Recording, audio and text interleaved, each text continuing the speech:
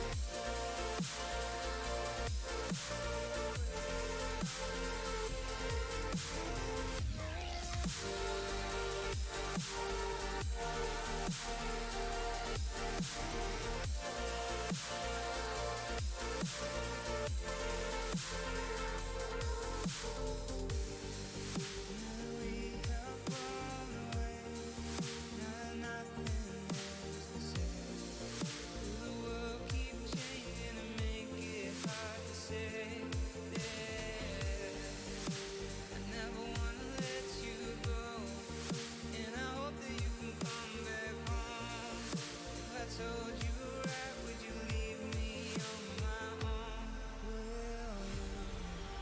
Will come back home to me, will come back home to everything, 'cause we'll be right here, waiting on a change. Will come back home to me, will come back home to everything, 'cause we'll be right here, just waiting.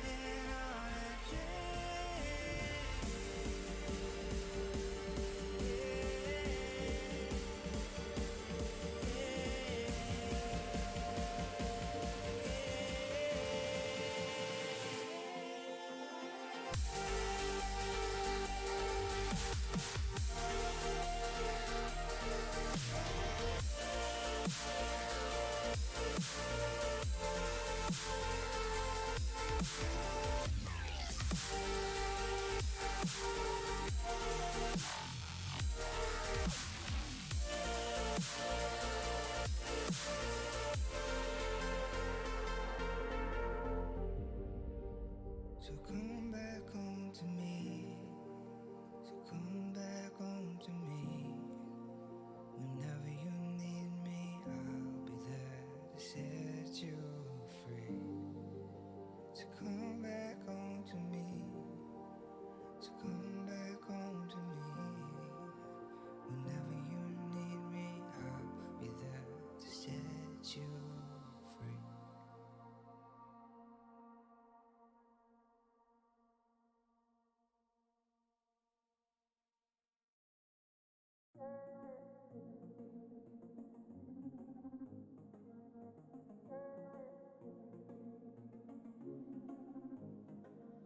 Here's a dancing romance pop song about love we can't resist. Girl, you know you make my heart throb. It goes something just like this. Don't fall in love with me, baby. I saw you starring in my dreams lately. Don't tempt me with this bad behavior. Save me, oh pretty savior. A faded love story. Don't fall in love with me. Don't fall in love. My love for you is growing stronger. Cannot dismiss you anymore. And my heart really wants to love ya. Oh damn, I think I'm gonna fall. I'm falling for you, darling. You come me closer now. Your eyes are truly something. True love I know I found. Finally think I'm ready to take my thoughts out loud. Don't fall in love with me, baby. I saw you starring in my dreams lately. Don't tell me with this bad behavior. Save me, oh pretty savior. A faded love story.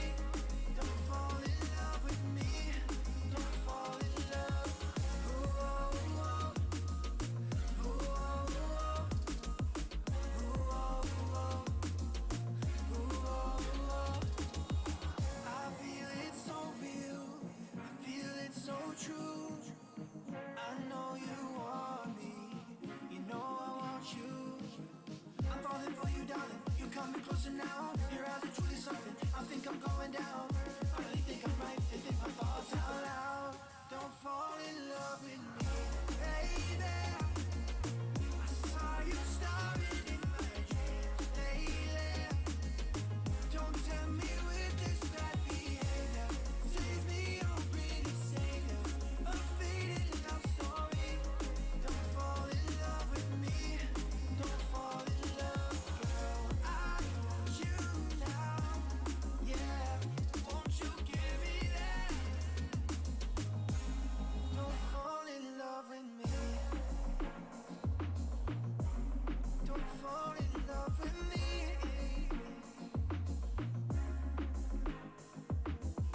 Don't fall in love with me. Don't fall in love with me. Baby, baby.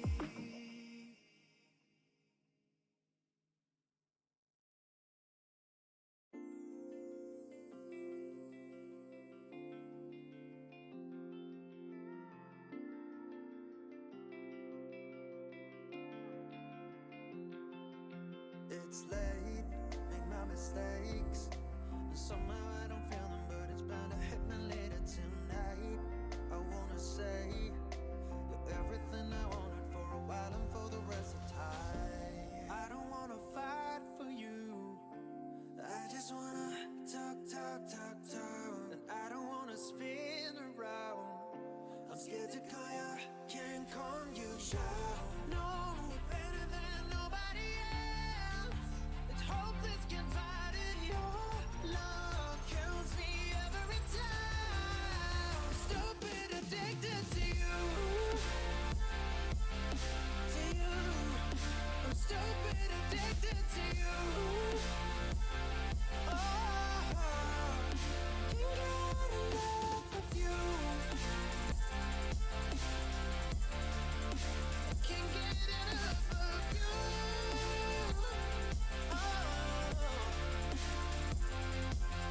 The pain is still the same. I tell you I don't feel it, but I've never been a liar. I'm a page that you can read. You're everything I wanted for a while and for the rest of time. I don't wanna fight for you. I just wanna talk, talk, talk, talk. And I don't wanna spin around. I'm scared to call you, can't calm you down. Know me better than nobody else.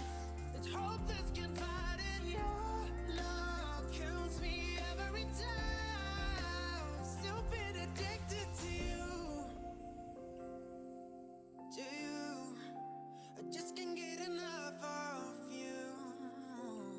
Baby, can't get enough of you. Know me better than nobody else. It's hopeless confiding. Your love kills me every time. Stupid addicted to you. To you. I just can't get enough of you. Oh, I can't get enough of you, baby. I can't get enough of you. Oh, you know, baby, I just can't get enough of your love. Oh,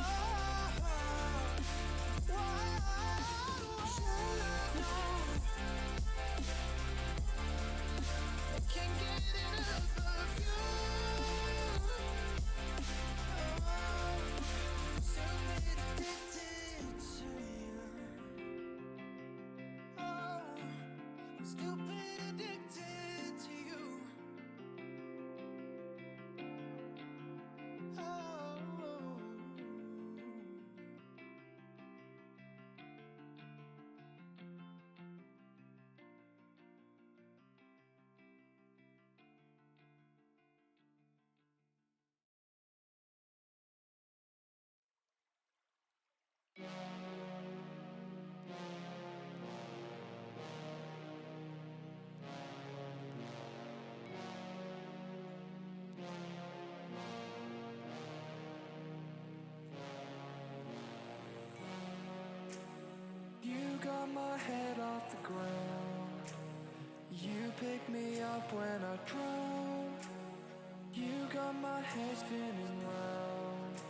of control, just hold on.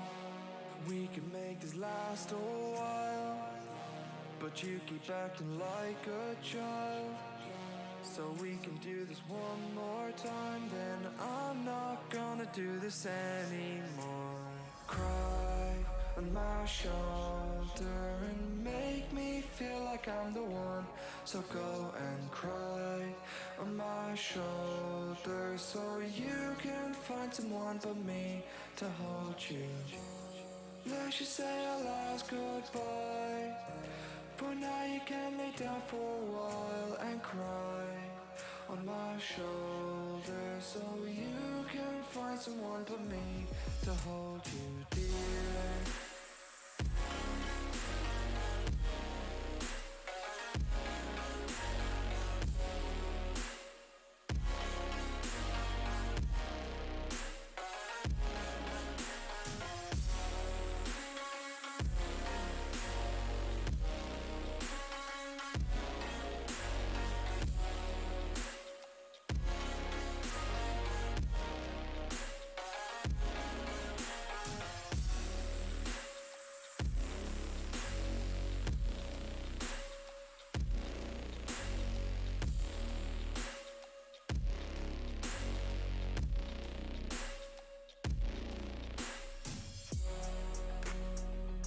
Got my head off the ground.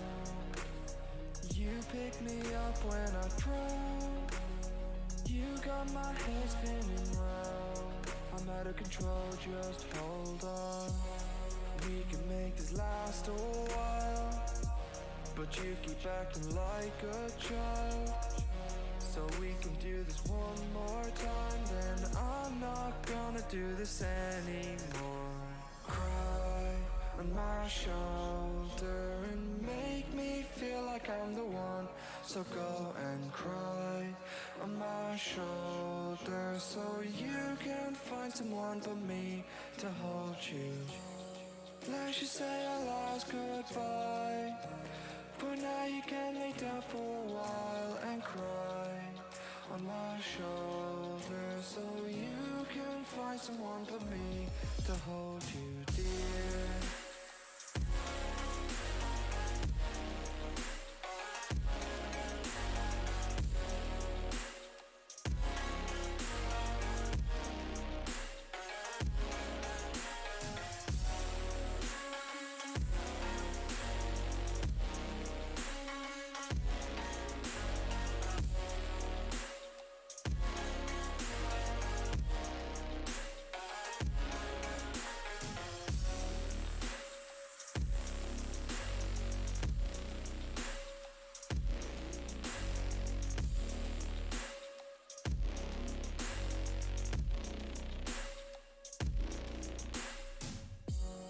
Let's just say our last goodbye. For now you can lay down for a while and cry on my shoulder, so you can find someone but me to hold you dear.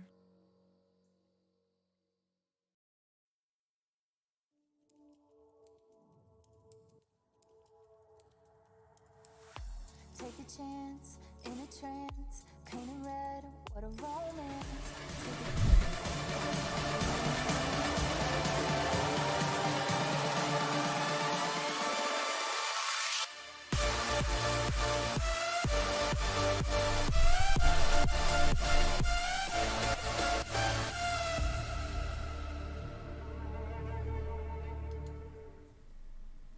Alright everybody, welcome to the first week of LTS Premade in the Summer Split 2021. Let's get things started here with a very, very great matchup coming up here with MAAD City taking on the Vipers. And it's looking pretty good. What do you guys think though? The Striking Vipers. Well, we're back again with LTS. I am very happy to be casting tonight's Salt. So yeah, MAAD City Mirage versus Striking Vipers tonight. And yeah, these are looking like some spicy teams. We've got a few masters on each of our teams, so I'm just really excited to see what these matchups kind of look like.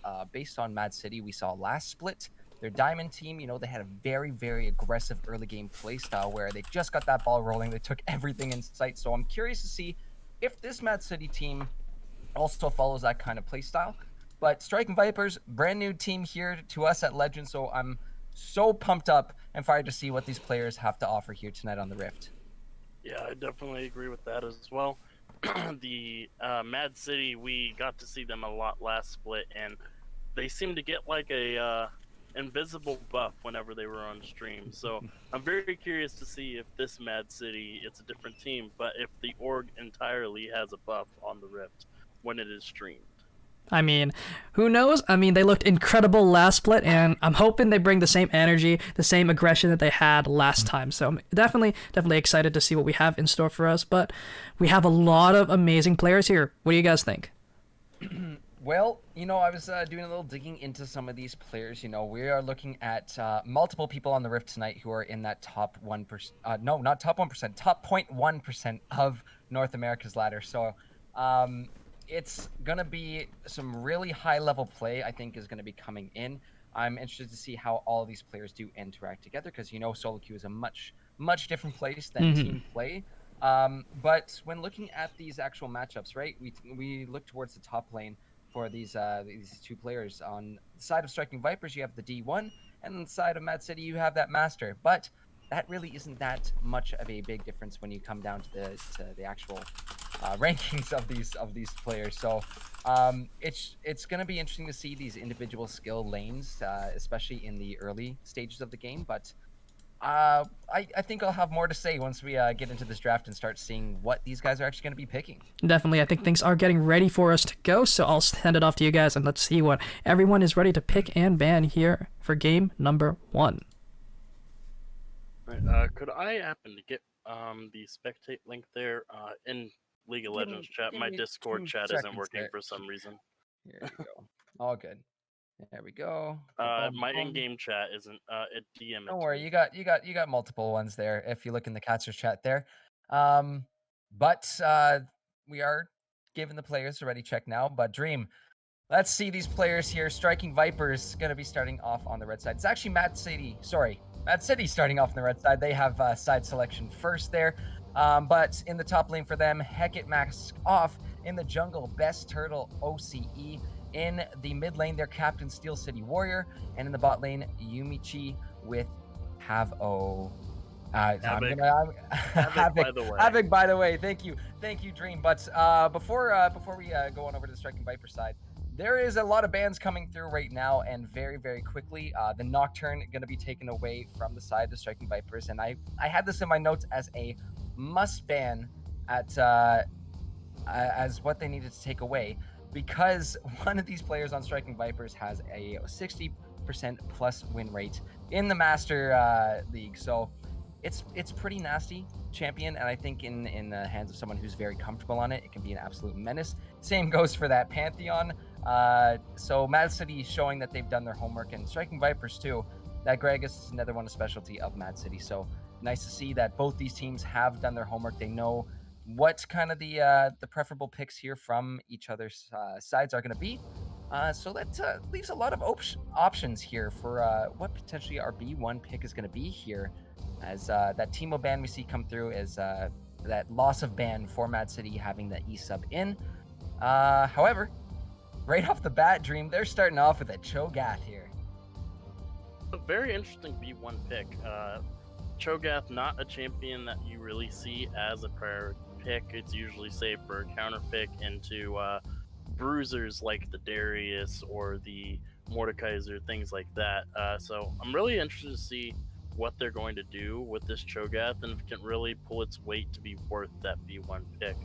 I'm also very excited to see what these drafts look like, because we've been looking at the teams from the lowest of play all the way up now to the highest of play. So I'm very interested to see what these high-ranked players, what's going through their minds differently compared to the other people in our other leagues. Some consistencies that we saw throughout pretty much all leagues was that Nocturne both being banned and being picked. It is going away this time around. Jinx, also one of those champions that is across all forms of play here, as it is picked up along with the Sylas from Mad City. I do believe that Sylas is going into the top lane against the Cho'Gath there. So And I really like that too, because you know what, as the Silas, you're going to be scaling a little bit with that AP.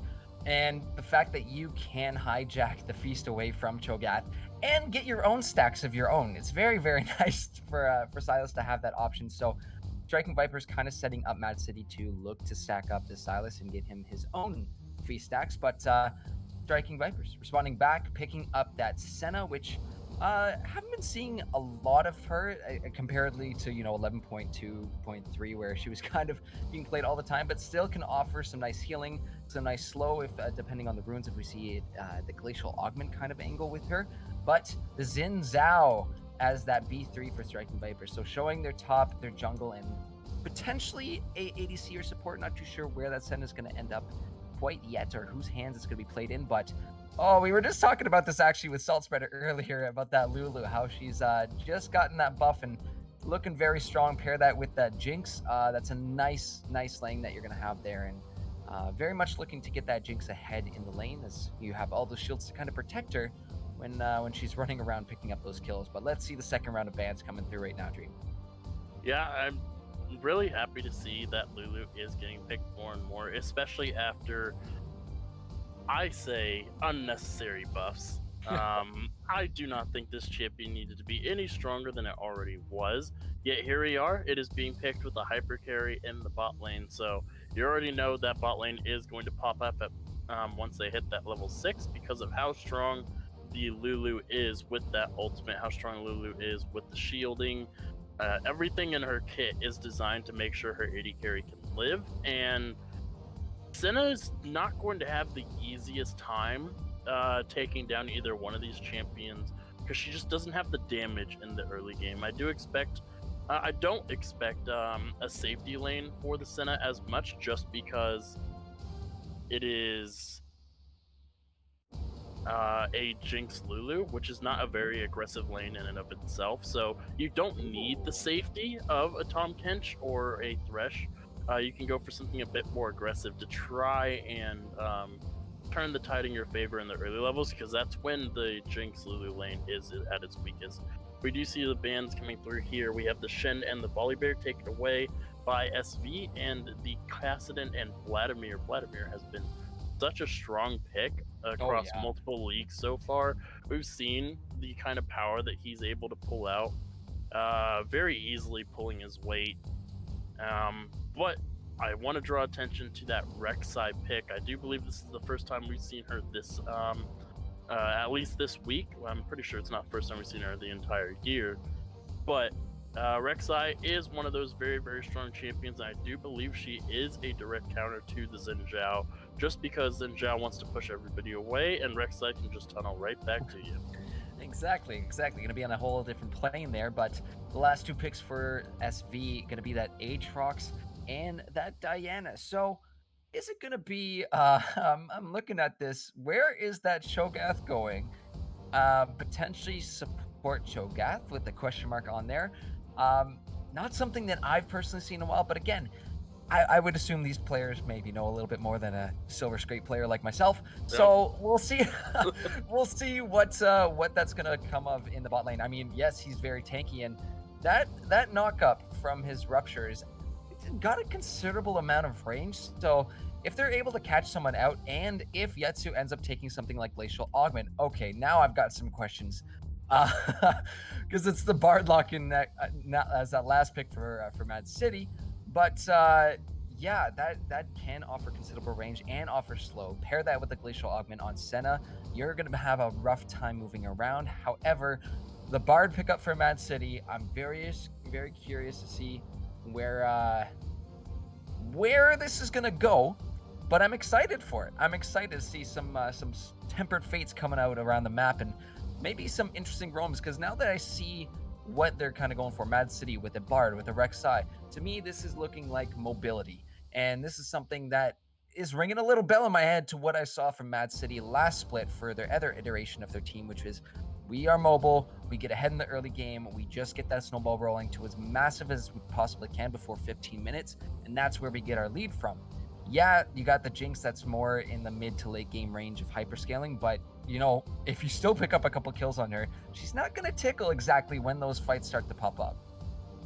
Yeah, I am going to let's see if I can analyze this quickly before we get to the actual picks to see where these team and players Yeah, are let's see going. where they're going. So I think it is going to be a Aatrox in the top lane, jungle Xin Zhao, mid Diana, AD carry, Senna support, Cho'Gath, but it's going to be a fasting Senna, so I think the Cho'Gath is going to be taking all the CS, which is perfectly fine because Cho'Gath, he does really, really well when he takes the CS because he gets health and mana off of it from his passive.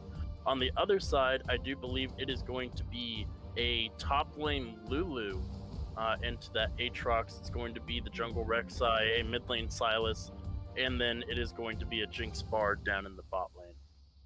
And that's a very, very sneaky pick there with that Lulu coming in as the R3. If you know, you wouldn't have expected. Oh, wait, that Lulu is gonna go top, but it is one of those options that I guess you can go for. And that Sylas going up against the Diana as well too. It's gonna be that lane. I think is gonna be very fun to watch because it does come down to Okay, so it is going to be the mid lane Lulu. throw all your theories out the window when it comes to it has LTS. to be a mid lane Lulu. If they go for a mid lane Bard, I'm just gonna probably walk away and let you solo cast. No. I'll do it. I'll do it because Okay, that's okay. spicy as hell. But it will be the Lulu in the mid lane for Steel City Warrior, and I you know what? I'm not too sure about this. Maybe Steel City knows something we don't. I'm gonna keep Think about it. using that as that backup. But You think about the matchup.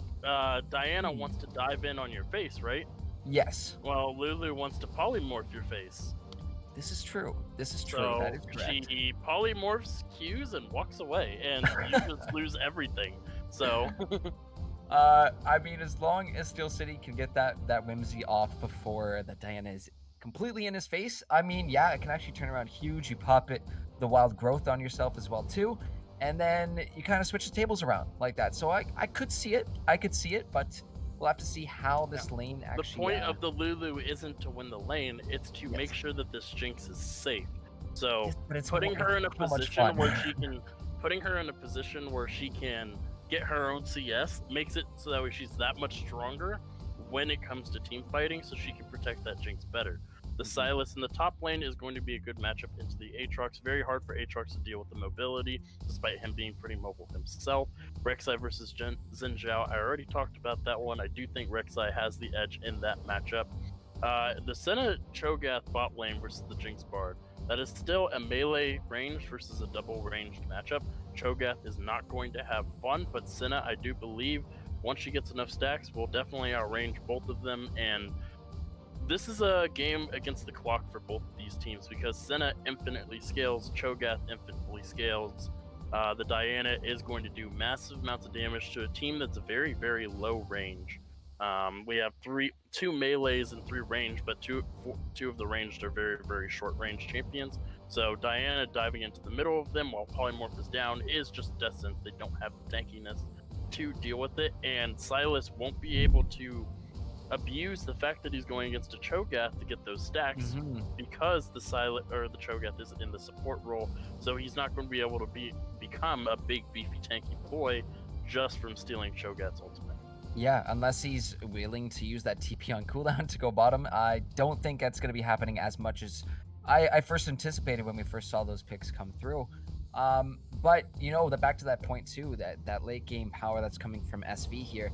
Just imagine all of that, what you mentioned, plus either that big crescent sweep from the Xin Zhao or the World Ender from Aatrox in the middle of those team fights. Those champs become increasingly more difficult to take down as the game goes on. So Strike and Viper lining themselves up with a nice, very strong late game kind of comp here.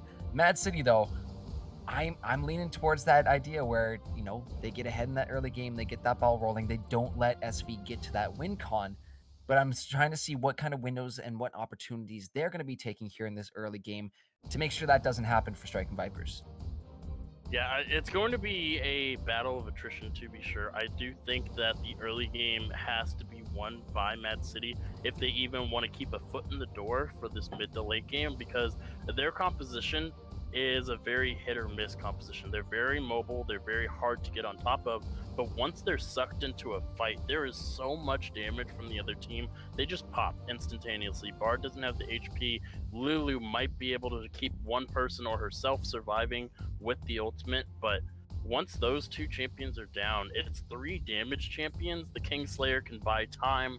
I do believe the Everfrost is going to come out for the Silas as well, but there is as you said, the World Ender, the Crescent Sweep, Moonfall. I do believe it's called Moonfall for Diana's ultimate. Cho'Gath just walking up and nom nom to somebody. That's also true. Yeah.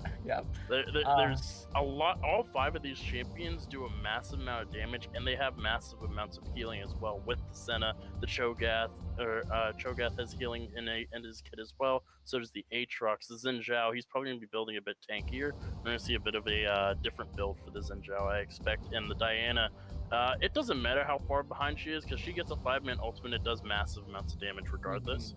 So. Absolutely.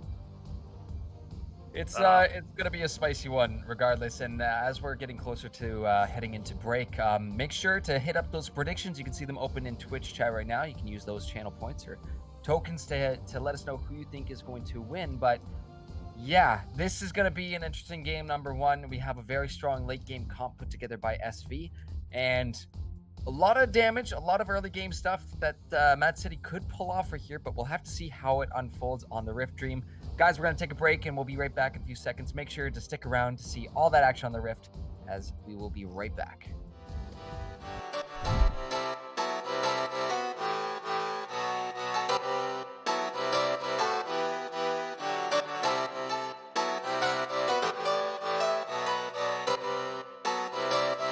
I saw you smile from across the bar. Yeah, she was pretty and so close but so far. She flipped her hair and I thought this can't be true. How does a man like me get someone like you? And then she looked at me and I was confused. Everyone here can't be the one that she'll choose. And I looked back and saw the spark in her eyes. This can't be real, my head's telling me lies. Just like that, you're coming closer to me. Come shake me, grab me, so I wake up from this dream. I can't breathe, come at me. I don't know if I can speak. Then she said, come with me and let's be free.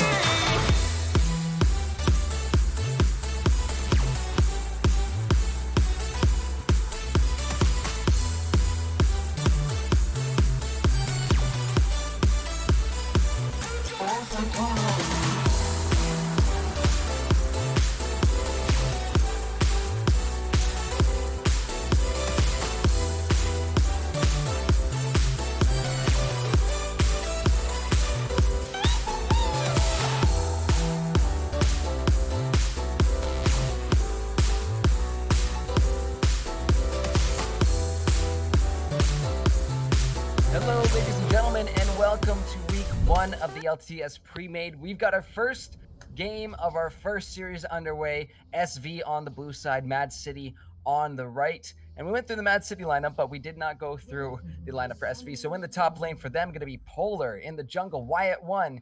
Mid lane, Pure Genesis. And down in the bot lane, we have Yetsu and Worst. But Dream, it's lining up to be a very spicy game. We'll see if SV can reach that late game win con that they've so beautifully set themselves up for in this draft, or if MAAD City has some plans for them here in this early game and try to get that snowball rolling. Speaking of plans for teams, I want to draw attention to 2 of the mastery keystones that they decided to go for.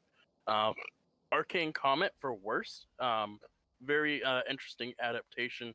Usually in the top lane, we do see the Grasp for the Cho'Gath. I honestly expected maybe Glacial, because the slow from your E, along with the Glacial, is very, very strong. But I like the Arcane Comet adaptation because it is against 2 ranged champions in the bot lane. And the Phase Rush for the Lulu.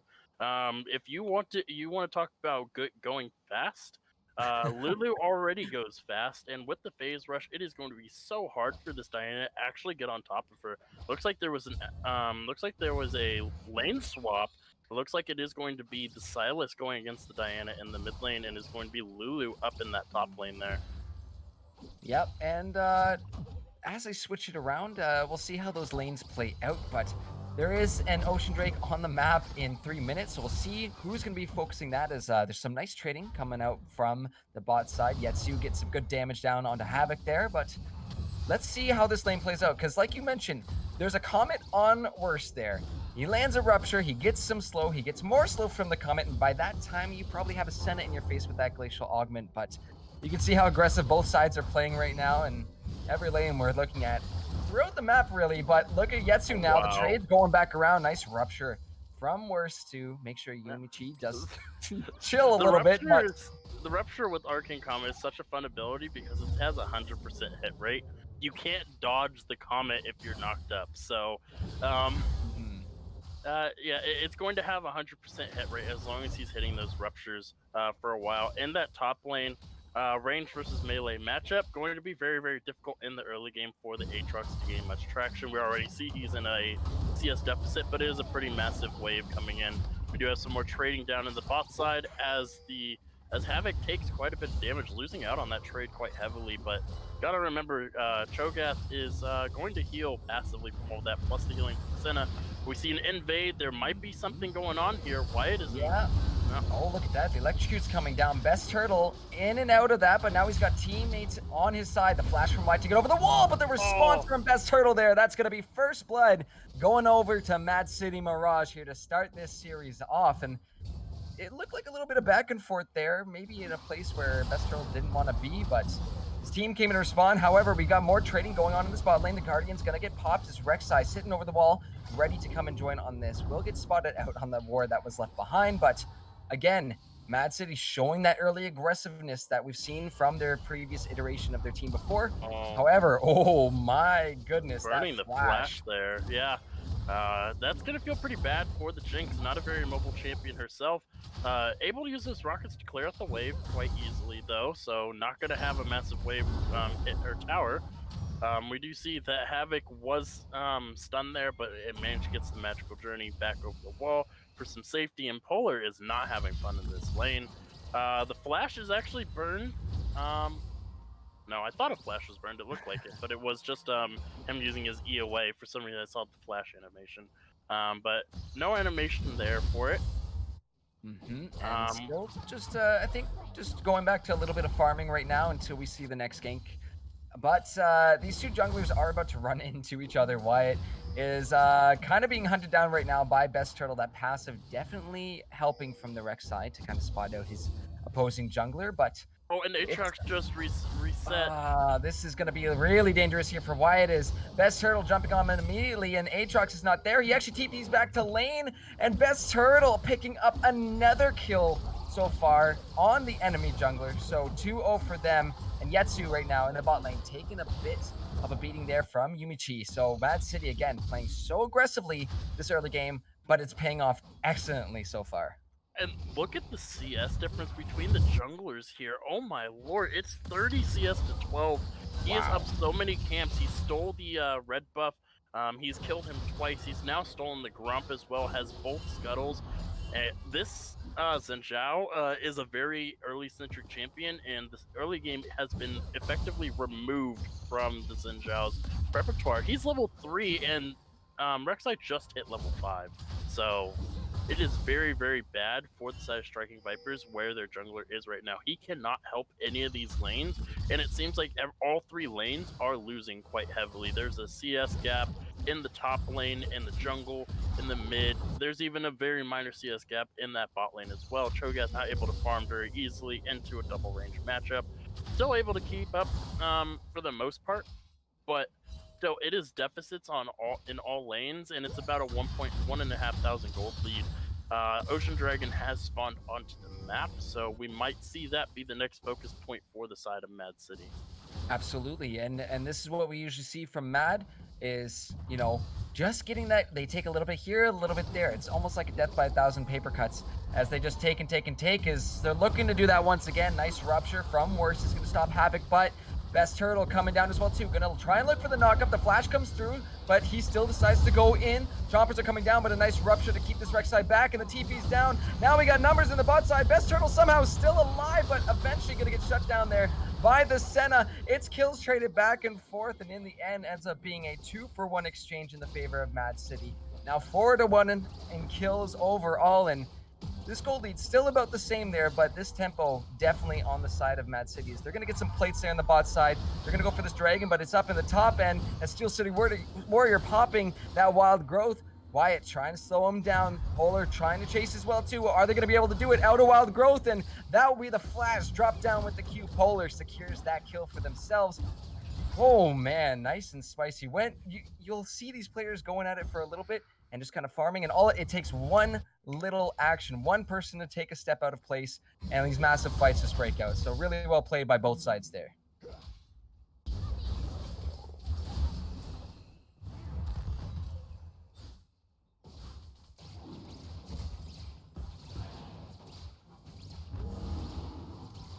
And I sure do hope I have not disconnected or have not disconnected from Dream, but No, it's my bad. all right, right, just I'm making here. sure here.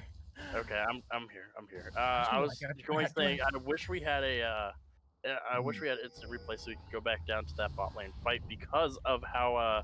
Hold on, we might have it actually a fight here. Nice knock up from Turtle once again. Pure Genesis in so much trouble as this Rek'Sai making beautiful roams around the map. Hecate, mask off there to help out with that one, but yeah, Turtle picking up another kill. Another kill? Did that one go over to the Silas there? Quick. No, it went over to Rek'Sai. Okay, that's what I thought there, but yeah, Turtle is playing excellently on this Rek'Sai so far, making amazing roams around the map, and it's really paying off for Mad City because we're starting to see a little bit of influx of gold into their pockets. You will get spotted out on this ward here, and Worst and Wyatt now over the wall, but just gonna use that flash to get out to safety.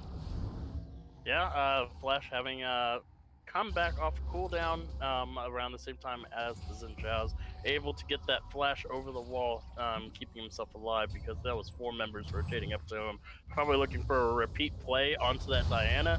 But as you can see, it's warded. They're not having any of it for a second time in a row. But this bot lane, the CS difference is starting to become really, really big now. The top lane CS difference is absolutely massive, but it's an Aatrox versus a Lulu, and she does no damage to that champion, and he does a lot of damage to her. So needs to be very, very careful. Looks like she is going to reset in the bush, but Polar is going to spot her, going to have to stop that reset there. The levels are now equalized between the two junglers, so we are going to see them. We're going to see those ultimates start coming out. We haven't seen either of them use their ultimates just yet, so going to see what is going to happen there as Diana is struggling against the Silas, but I don't think it's because of the matchup. I think it's because of the pressure from the Rek'Sai, able to be in that lane and pretty much be everywhere on the map. She has had to leave her lane multiple times to deal with the ganks in the bot side, to deal with things going on in her jungle when her jungler was getting pressured by the Rek'Sai as well. So Diana isn't out of the woods, as we do see Fate's Call. I want to say it's called Fate's Call. Tempered Fate. Tempered Fate. Fate's Call is Twisted Fate's. Yep. No, that's Destiny. That's Destiny. Destiny and Fate's Call. That's what it is. A little bit of a whiff there, but I mean, it's always worth a shot if they were able to land that. The Rek'Sai and the Bard were just right on the sides and waiting, ready to go. But unfortunate, they're not able to do that. However, they're just going to walk through, secure that Scuttles, maybe look to get themselves a little bit of control over this side of the jungle as next Dragon is up in 2 minutes here. We got a Mountain coming next, so Ocean Mountain. I have a feeling in my gut that's going to turn into a Cloud Soul for this game. But, I mean, if you're Mad City, those extra little pockets of movement speed would be massively beneficial, especially so far for Turtle, the way they've been roaming around the map. This game, like you said, has offered so much pressure, and this is why we're seeing a little bit of a deficit there for SV, but a fight going down in the mid lane as the Moonfall was used, but Wyatt coming in as well too. Are they going to be able to clean him out? Hecate on Mask Off. He's trying to run away, but Wyatt able to clean it up, still gets traded back by the turret, so ends up being a 1-for-1. However, in that top half of the map, Polar was taken down by Best Turtle and Steel City Warrior, so Mad City taking a 2-to-1 trade. And Worst is now up on the top half of the map, leaving Senna all by herself. And actually, it's Worst who's by themselves, but it doesn't matter because Turtles takes a tower shot and the feast comes through. Nom nom nom. Worst gonna take a nice little stack home for himself as now Yetsu trying to stave off these two members of Mad City on the spot, and Temper Fate coming down to the tower. Havoc looking to maybe die. The Super Mega Death Rocket not going to be able to do it. The shield's coming through. Yuichi able to secure that one kill. Wyatt now on the bot side caught out by the jumpers, but here comes Polar. He's looking to dive around, but Havoc with the nice little moves gets back through his tunnel, unfortunately leaving his ADC to perish to Wyatt. But you know what? He had some happy feet out there from Havoc, and not too bad from Mad City to keep that gold lead extending, even though it is only about 1 point quick mass here. About 2k gold up in the side of Mad City so far. Close enough. All right, so I've consulted the charts. Yes. I got a brand new phone a few weeks ago, so unfortunately it did not update to the current chart that I had before I updated my phone. It is an old version where I still had question marks on which was which, but according to this, Ocean Mountain makes Infernal. Ooh. Now that's spicy. That's also what we want to see. Another one of those top tier Dragon Souls, just because of how much impact it has on these fights, and when you have these type of players who will skirmish over something as little as vision or taking a toe out of place. Yeah, that Infernal Drake can make such a huge impact on those fights, especially once you have the soul. But we are seeing these teams line up for this mountain. A little bit of a dance around the pit here as Worst trying to get that rupture will land onto Mask Off there. But you see Havoc over the wall still creating a bit of a ruckus there for the side of SV. Nice Temper Fate onto two members here. And now Mad City looking to go on in. Yetsu in some trouble. He's getting jumped on right now. But look at SV trying to group all these people of Mad City together. Are they going to be able to do it? Super Mega Death Rocket coming out. Not going to get that full extension for that full damage. But Worst is going to go down. It's a double kill for Yumichi as SV going to be forced to run away now. 3 members of them dropped in that fight, and Mad City going to look to pick themselves up another Drake this game. Yeah, unfortunately, Crescent Sweep does not stop the damage to your allies, just you if they're outside of your circle. One jungler is still alive, but they are going to pick up the second dragon. It is actually going to be the Cloud. I'm going to update that. Like I said, this is an old chart. It is most likely wrong. This is before I had full information, so. my jellies were right. Dream. Oh, Yetsu in so much trouble right now, though. Oh my goodness.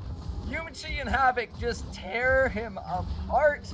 And that's going to be first turn of the game going down as well to Mad City. So even more gold influx into the side of them.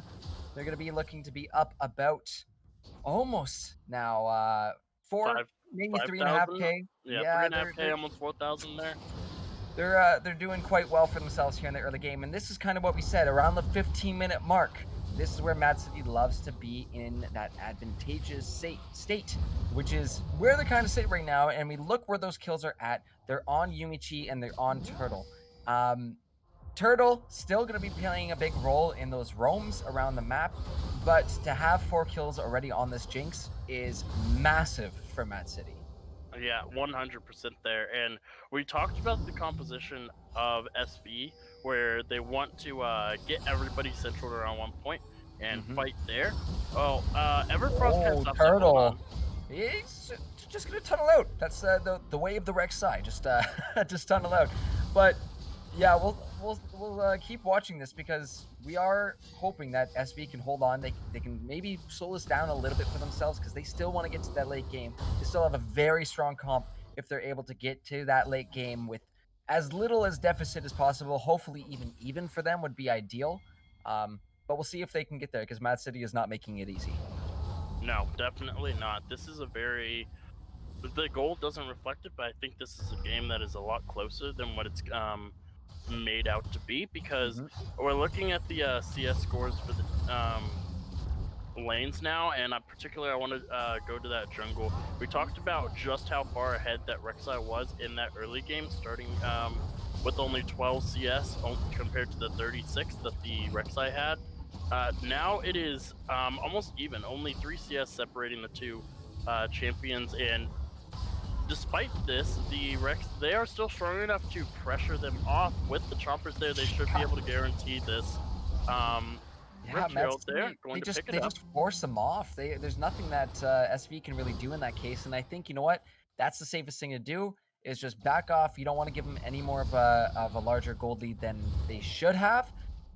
So I think that is the safer of the plays there for them, is they're looking to maybe drop this Herald down. Wyatt sitting around this top lane to look to respond to what Mad City is trying to pull off up here. Yeah, and if we want to take a quick look at why they wanted to back off, hold on, we might have a fight here. Crescent sweep, tempered fake, gonna be dodged out by Wyatt, but he's still in a lot of trouble, as that will be the Void Rush used, but Turtle's flashing back over the wall to safety, stays alive. One kill picked up from Mad City. Yumichi also gone over the wall, but right in the face of a Cho'Gath. Worse, gonna chomp him up, uses the feast, and now Mad City down to 4. It's a 4v4 actually for both these teams right now, as Yetsu not quite able to find that stun, and SV going to back off, but that's actually going to be the Shurelia's popped by the Lulu here, as in they go. Mad City gonna be a little bit in danger as the Wild Growth popped on Best Turtle to keep them alive. Polar still trying to get away. Kingslayer go in, mask off, finding one. No, that actually goes on over to Turtle, as Mad City still looking to fight. Yetsu is not on out of this yet, as Turtle peels on off to the side to make sure his teammates are not caught in that Senna stun. And I think they will eventually back on off. Wyatt's still sitting over the wall here.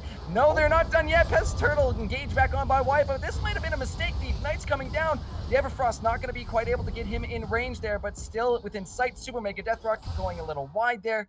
And now we have maybe a second to breathe, unless Havoc has something to say about it, as he's still looking to trade into Yetsu. This could be a little risky, but I think everybody just needs to back on off. Now Drake up in 40 seconds. The heal saving Havelock from the turret shots there at the very end. I know we don't like to call out blunders, but there was a very big blunder that might have evened that fight out for SV there.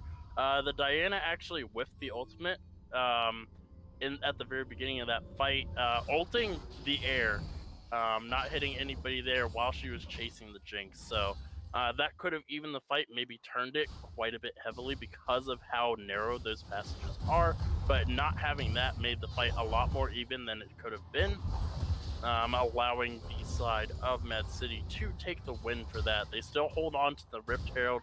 Dragon is up. This can be the third Dragon started up for them already.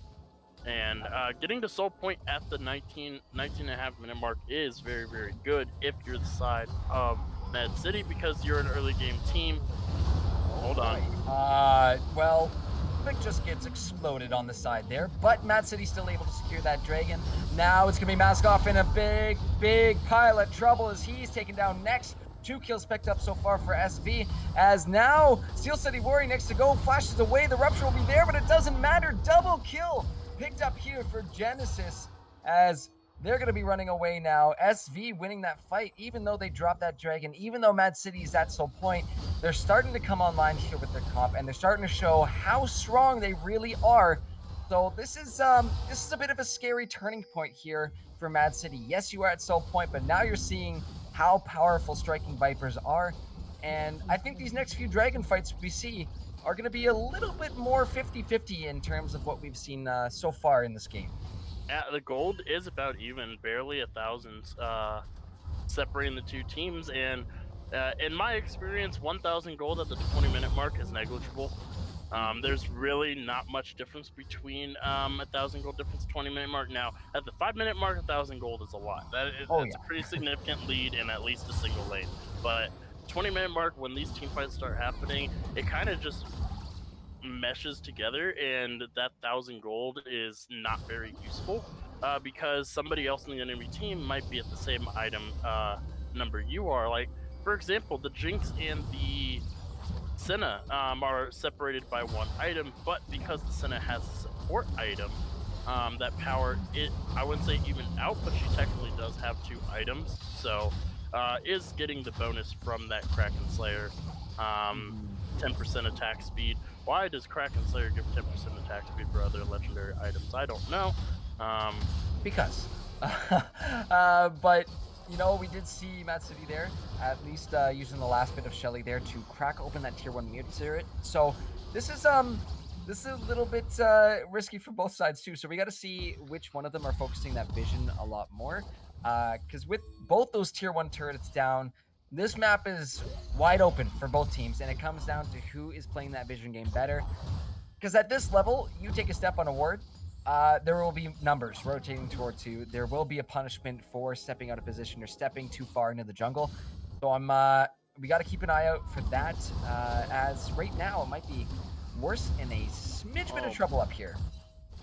Yeah, going to have a little bit of trouble defending this tower as it is going to go down here. Oh, there is a pause. No. Night 1, game 1, baby. We can't go without it. We gotta have one here, but we'll hopefully be on pause in a minute or two. Looks or like if not. Yeah, it looks like it was a lag spike from the side of SV. Gonna wait for that to normalize out. Apparently, somebody asked in Spanish why the pause was necessary, so a little bit funny banter between these two teams. You do have to think these are some of the players in 0.1% of League of Legends play here. You can't help but wonder: do these players regularly see each other in solo queue? If they played against each other, maybe in scrims or something like that, they probably know each other's gameplay style. Because you want, the higher up you get, the less and less teams you're going to find. So it is harder to find teams of your caliber to scrim against, to play against. And in solo queue, you're going to see a lot of the same people over and over again. Whereas down here, it's always different people, but same story. Trolls everywhere, you know.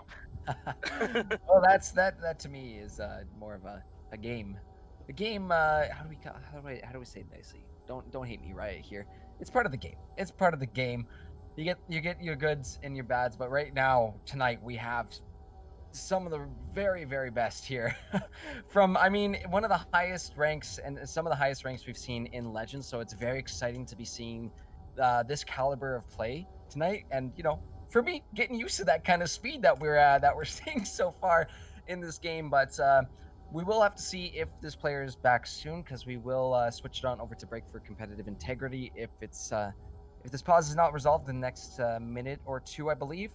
However, yeah, this has been really, really good stuff from both sides. You can take good stuff. MAAD City playing very aggressively. Best Hurl, I think, has been amazing on the rotation, setting up his team for those kills and those picks. But we're starting to see a little bit of a slowdown from the side of SV, and in that last dragon fight, even though the dragon went over to MAAD, flexing a little bit of the strength that they have right now, and it's only going to get scarier as this game goes on. So MAAD City need to act fast. I need to keep this momentum going and not let SV get those little moments of tempo back in. But I mean, SV can do it. They just need to keep it slow and essentially just pounce when they see the opportunity come up. They're starting to get that damage, and I'm excited to see what they do with it.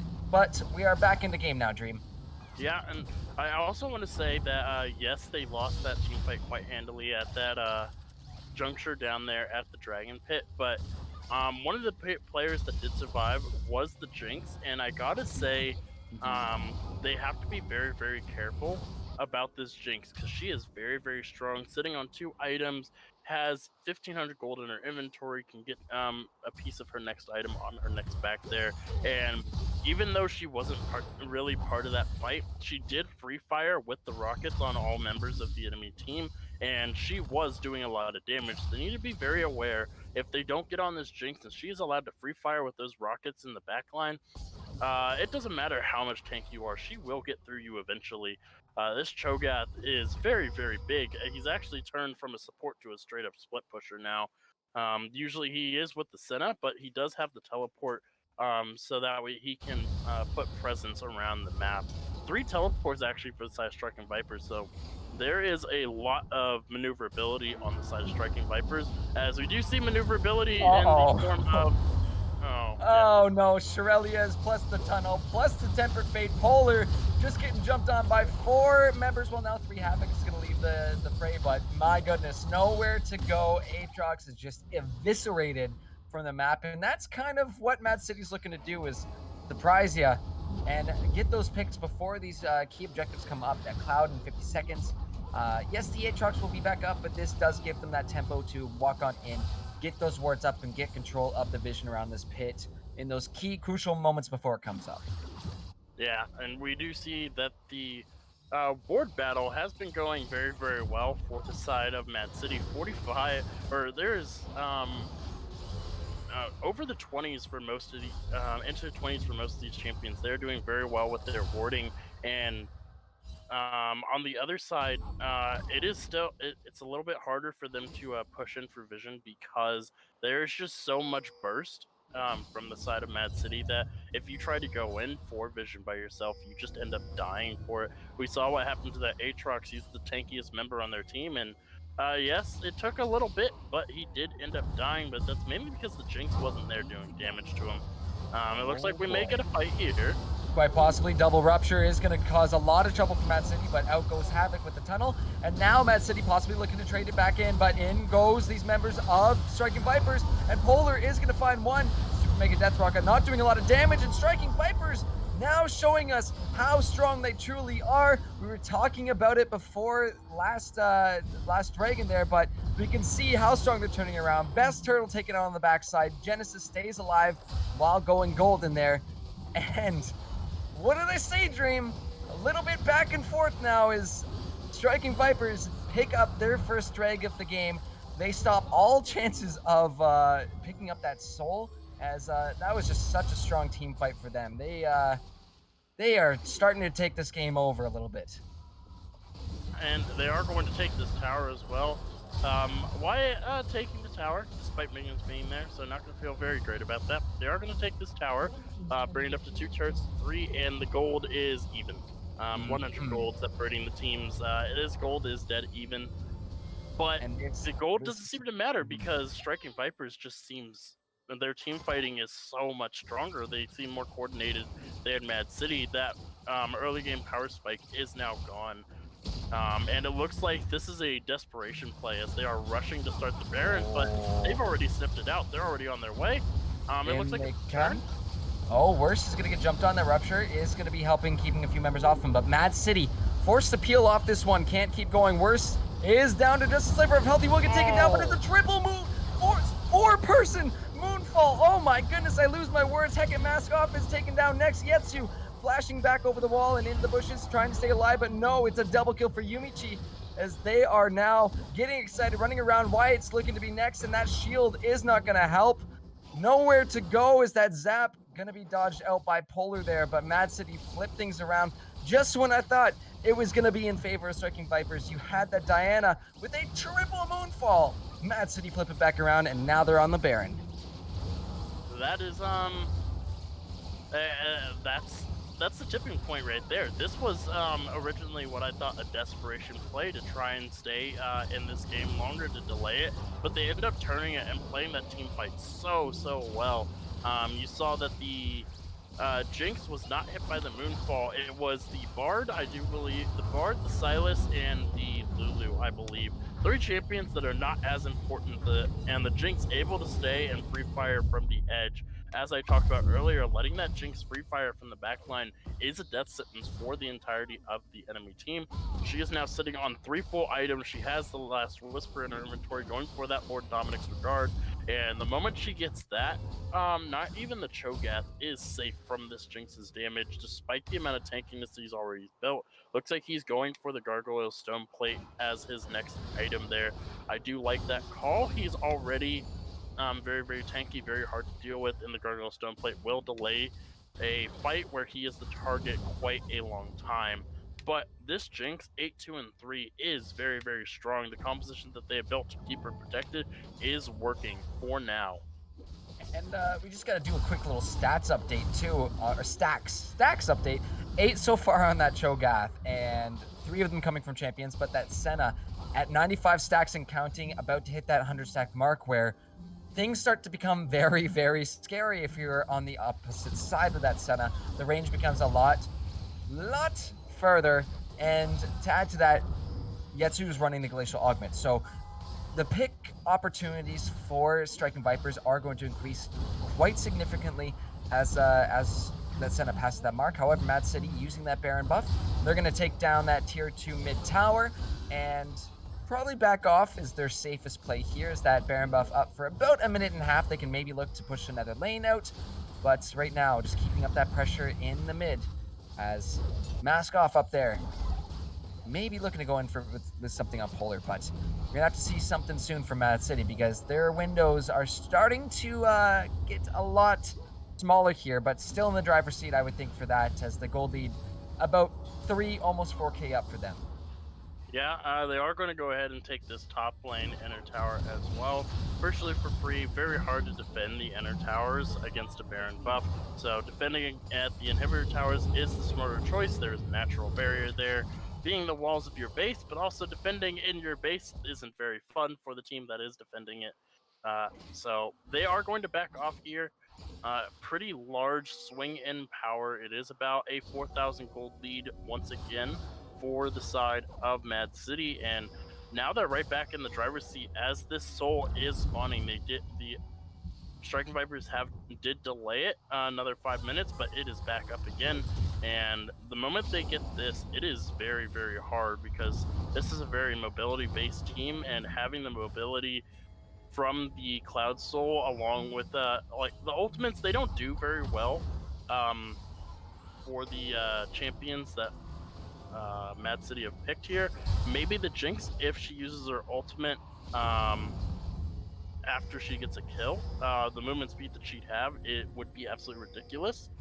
But other than that, there's not really many champions that can utilize that movement speed from the ultimate very well. So See Havoc and Genesis having a little dance behind the pit there, but both these teams lining up for something big here. Potential soul for the side of MAAD City. They're going to go ahead and start this one up. The Chomper's coming out.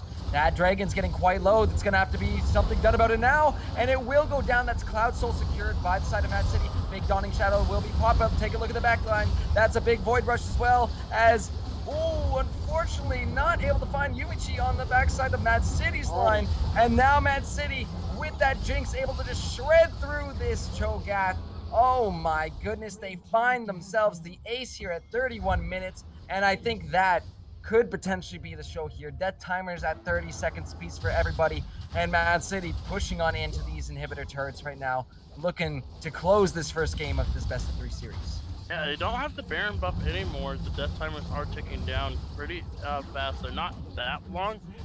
There might be a single final fight at this Nexus. I would say no, nay, so. Dream. I say nay. MAAD City Mirage coming through with 1 game up over Striking Vipers, but oh, what a spicy game to start this LTS league off, Dream. Yeah, that was a very spicy game. It was actually very back and forth. We had the early game going in the favor of MAAD City, but then the team fights going in the side of Striking Vipers, and then a botched Baron fight ends up with the victory of the MAAD City, and then they hold on to that lead very tightly like they're holding a football, and they have to run through somebody that's twice their size. I know that from personal experience. It's not fun. And they do manage to pull out the victory at the very end there. And really, it was on the back of this Jinx. This Jinx did exceptionally well, especially in the mid to late game. She did have a lot of protection, but there was a lot of times where they did go for the go aggressive, which left the Jinx to the wayside, and yet nobody was able to get on top of her because there was so much disengage. It was so hard for them to actually get on top. The Diana was able to be stopped pretty much in her tracks with the polymorph. The Aatrox not able to do much of anything. He just didn't have the items or the tankiness to survive going straight into that backline there. The Xin Zhao, his build was interesting. I don't think the Eclipse and the Sterix Gauge stack on each other, do they? Will they both give their shields? I'm not entirely sure. I don't know. They will? Okay. I mean, Okay. just overall, I mean, MAAD City, and it comes down to really looking at really honing in on Turtle there. The rotations they made in this early game were absolutely lovely, and they were nonstop. It was farm gank, farm gank, farm gank, farm gank, and having that kind of tempo in your game, no matter what kind of jungle it is extremely beneficial. I mean, it definitely helped the fact that Turtle was able to tunnel around the map and pick up those ganks, Cool. and not only just pick them up, was successful on pretty much every one of those ganks. I think there was one where there was a bit of a trade due to a turret shot, but still putting gold in the pockets of Mad City in the early game was absolutely massive for them to pull ahead there. And we did see Striking Vipers. They were I was a little worried there for Mad City because they were starting to make a bit of a resurgence there. They were starting to win some of these fights, but in the end, it's again, I've seen multiple games now come down to the fact of who can get that ADC first. Because, like you said, when that Jinx is just sitting in the back line firing away, it is devastating in those team fights. So Yeah, and really well played by Mad City. speaking of devastating, go ahead and take a look over at the damage charts there.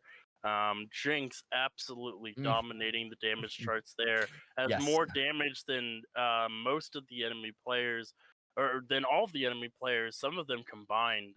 You combine the Aatrox and the Cho'Gath, the Aatrox and the Xin Zhao there. Yeah. She has more damage than those champions combined, almost more damage than the Diana and Senna combined. She was able to just free fire the entire game. There was nobody able to get on top of her, and if they did, there were so many resources to make sure she just didn't die. So, very well executed composition from Mad City. I was a little worried in that mid game when they started faltering. That is not a composition that scales very well into the late game besides the Jinx, but they did manage to pull it out before that late game hit, where the Senna can just one shot people from 30 miles away. So Well, we are going to be heading to break in a few short moments, guys. I believe there is going to be a player of the game poll out there in the Twitch chat somewhere. So make sure to let us know who you think deserves that player of the game. There it is right there in chat for you. All you have to do is use command vote and then whatever position you think deserves it. But we will be right back in 5 minutes and hopping onto the Rift for game number 2. Mad City currently 1 game up over Striking Vipers. But we'll see you after the break. Do not want to miss this one because it is going to be a spicy one.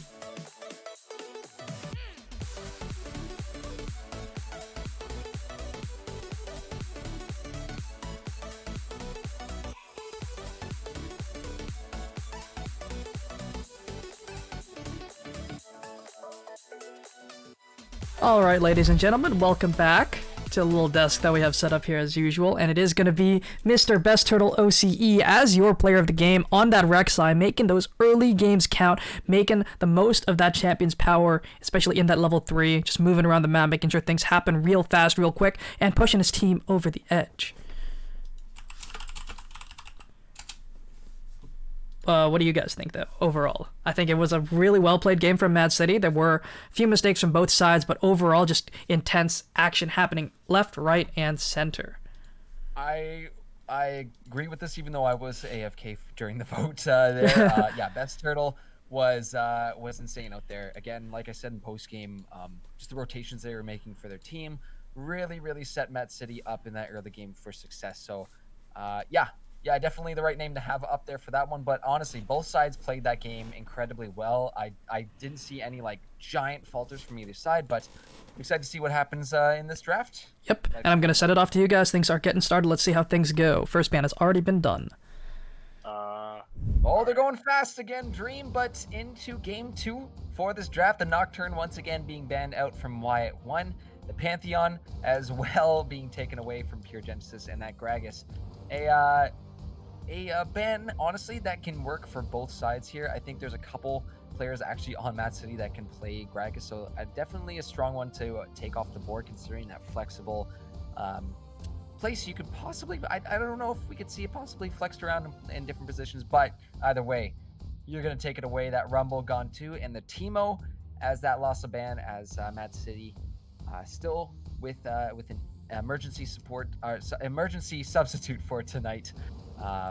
So let's see what this last ban out of SV is going to be. They are wasting no time tonight, Dream. Yeah, I definitely agree. They're going very fast in these bans. I just want to double check to make sure because they are lined up in a different order for. Yeah, I think it's just because our lobby's a little crowded. They'll be back into order once the game starts, but we'll leave everybody in their same positions as last game. And let's see what it's going to be, because MAAD City with that B1 selection first.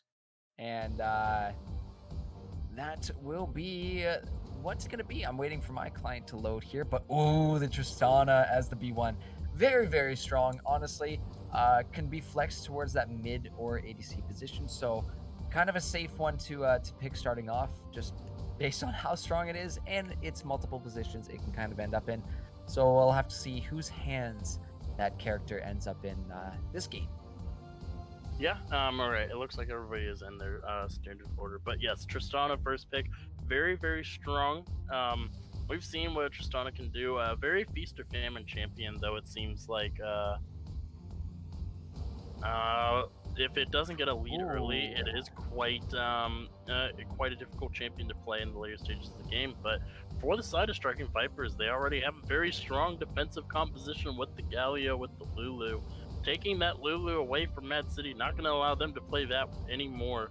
And no changes to the bans either. I'm actually a little bit surprised. They're not going to go for target bans. They're just going to go for the power bans as well.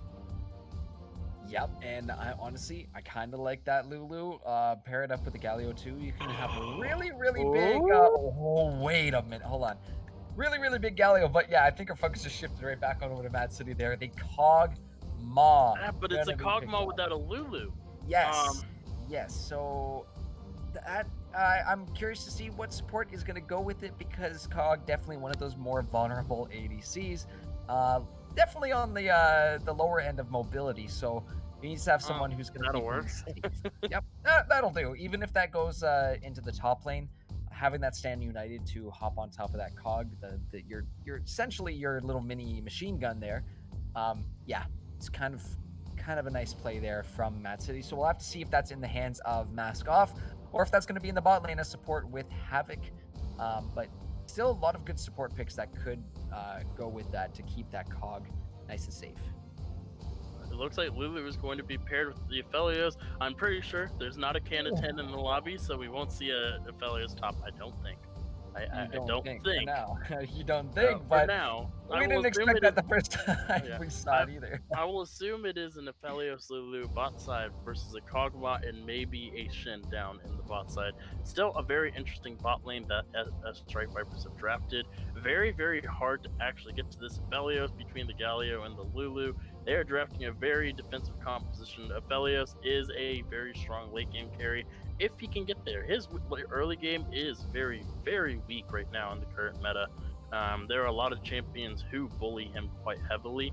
Kog'Maw, one of those champions that does have a very standard early game. He does quite a bit of damage in the early game, does heavily outrange with the W.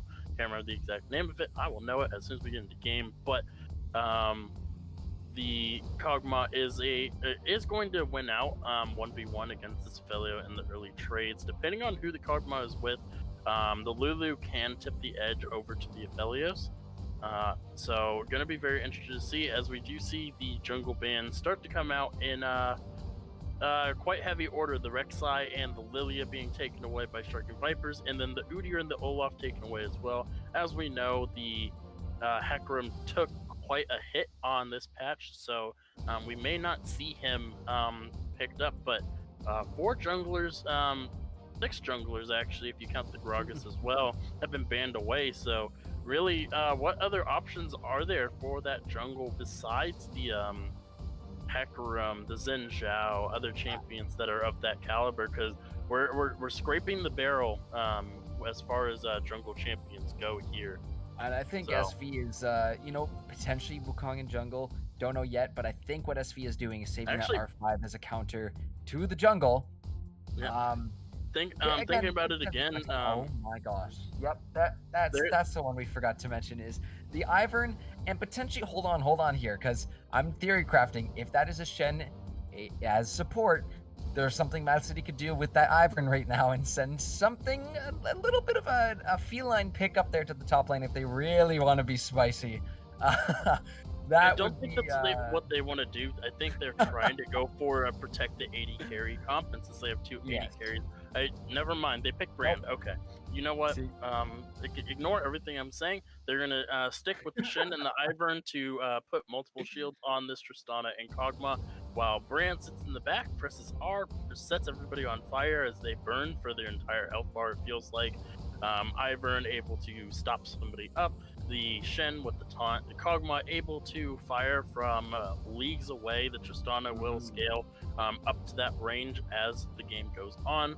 Will be very strong, and it is just going to be the Xin Zhao once again for Striking Vipers. I honestly did not like this pick in the last game. It is going to be a counter pick into the Ivern, so it's a much better matchup. You're not going to see Ivern invade a Xin Zhao. That is not happening, and if it does, I have a lot of questions. I would say a lot of questions, but these people are better than me, so I probably don't have any questions that they can't answer. So honestly, I don't think the Xin Zhao is that bad. Based on how it was played last game, it was more in the safer ends of thing. Even though we saw a couple times that I believe Wyatt was trying to get those engages off with him. And more using those crescent sweeps for defensive and for disengage, which is not exactly what you want as the Xin Zhao. You want to be getting in there and splitting up the enemy lines and separating them. And I think in this kind of a situation, if you're able to separate that Trist and Cog from the rest of the team, oh boy, that can possibly open a window there for SV to pick off one of those very, very strong carries. All right. Hold up. This is mid lane Xin Zhao? Oh boy. Spicy. So spicy. We forgot about the fact that, yes, Lulu is top. It happened last, almost happened. No, it did happen last game. Yeah, correct. Yeah, it was just in the hands of the mid laner instead of the top laner for that one. But correct. I also want to make a note that I actually miscounted.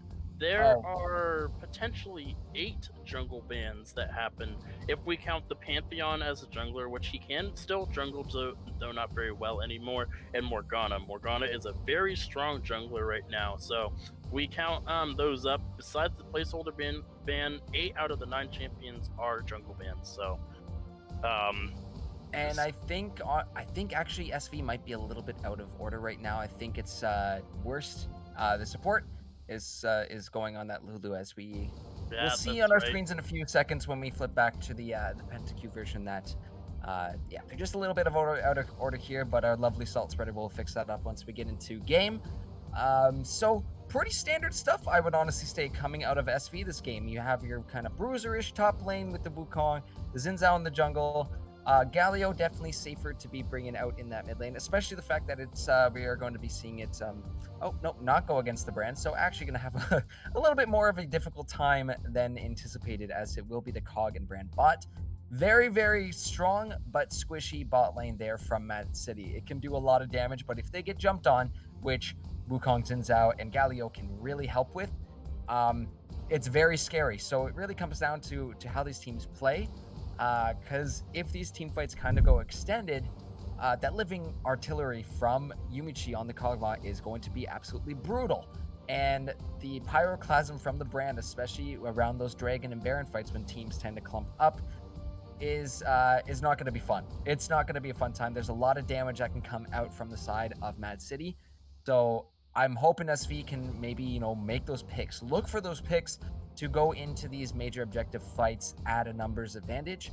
But I'm honestly curious to see how this is going to play out, Dream. What do you think? All right, so that top lane matchup I find the most interesting because Wukong gets a lot of damage off from his abilities as well as his auto attacks. But I'm pretty sure his E and Q are counted as auto attacks, which would be blocked by the Shen's W. So I'm not too sure how much damage he will actually be able to get off on the Shen. I don't think Shen will be able to keep up in CS until he gets some items, just because of how hard it is to play into a Wukong. Now, that jungle matchup of Xin Zhao versus the Ivern, I think Xin Zhao will have a much easier time farming his jungle with a champion like Ivern on the other side. Ivern is not a champion that is very good at invading, unless he has a very powerful early game team to back it up, which he does not. He does have the Tristana, which is a powerful early game champion, but other than that, he doesn't really have much presence in the jungle by himself. He can't take dragons on his own. He needs help as well with those. In that mid lane matchup, the Galio versus the Tristana. Tristana is going to win out in that early game, but she needs to be very careful on where she jumps, because the Galio, the moment you get close enough for him to justice punch you, you are going to lose half your life very, very early. That Aphelios Lulu bot lane, I think, is going to be very, very spicy. Just because Kog'Maw brand can do so much damage that it kind of mitigates the amount of peel that Lulu can bring. Lulu's shield can instantly be destroyed by the brand's W, which leaves him to free fire on pretty much whoever he wants, and he outranges both of them. So, needs to be very, very careful in this bot lane. Aphelios doesn't have the same defensive tools that the Jinx had with the Get Excited. Not going to be able to run very, very fast to reposition themselves. They do have the Galio and the Lulu for protection, the Wukong for engage and disengage, and the Xin Zhao knockup as well. So, both sides have very, very strong comps, but I do have to give the edge over to MAAD City just because of how hard it is to kill all of these champions. Yeah, it's another thing too, as we are about to go into break. Actually, no, I'll save those thoughts for when we get into game. Guys, we'll be right back in a few moments as the Spectre delay is ending out. We will be back on the riff with game number 2, seeing if MAAD City can take it home in 2, or if Striking Vipers are going to take one back and send us to game 3, but we will see you real soon.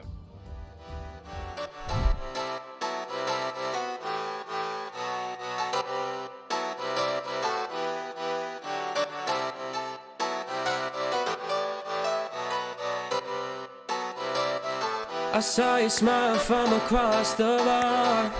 Yeah, she was pretty and so close but so far. She flipped her hair and I thought this can't be true. How does a man like me get someone like you?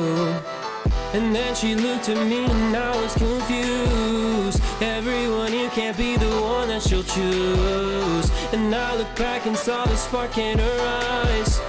This can't be real, my head's telling me lies. Just like that, you're coming closer to me. Come shake me, grab me, so I wake up from this dream. I can't breathe, come at me. I don't know if I can speak. Then she said, come with me and let's be free.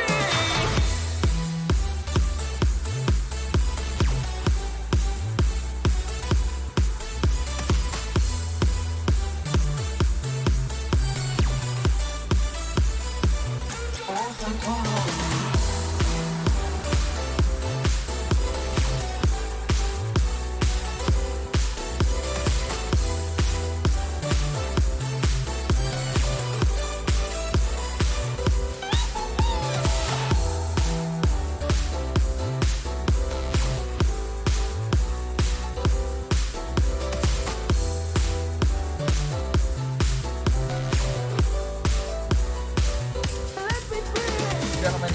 welcome back to week 1 of the LTS Premade League. We got game number 2 about to get underway. Mad City on the blue side this game and Striking Vipers on the red.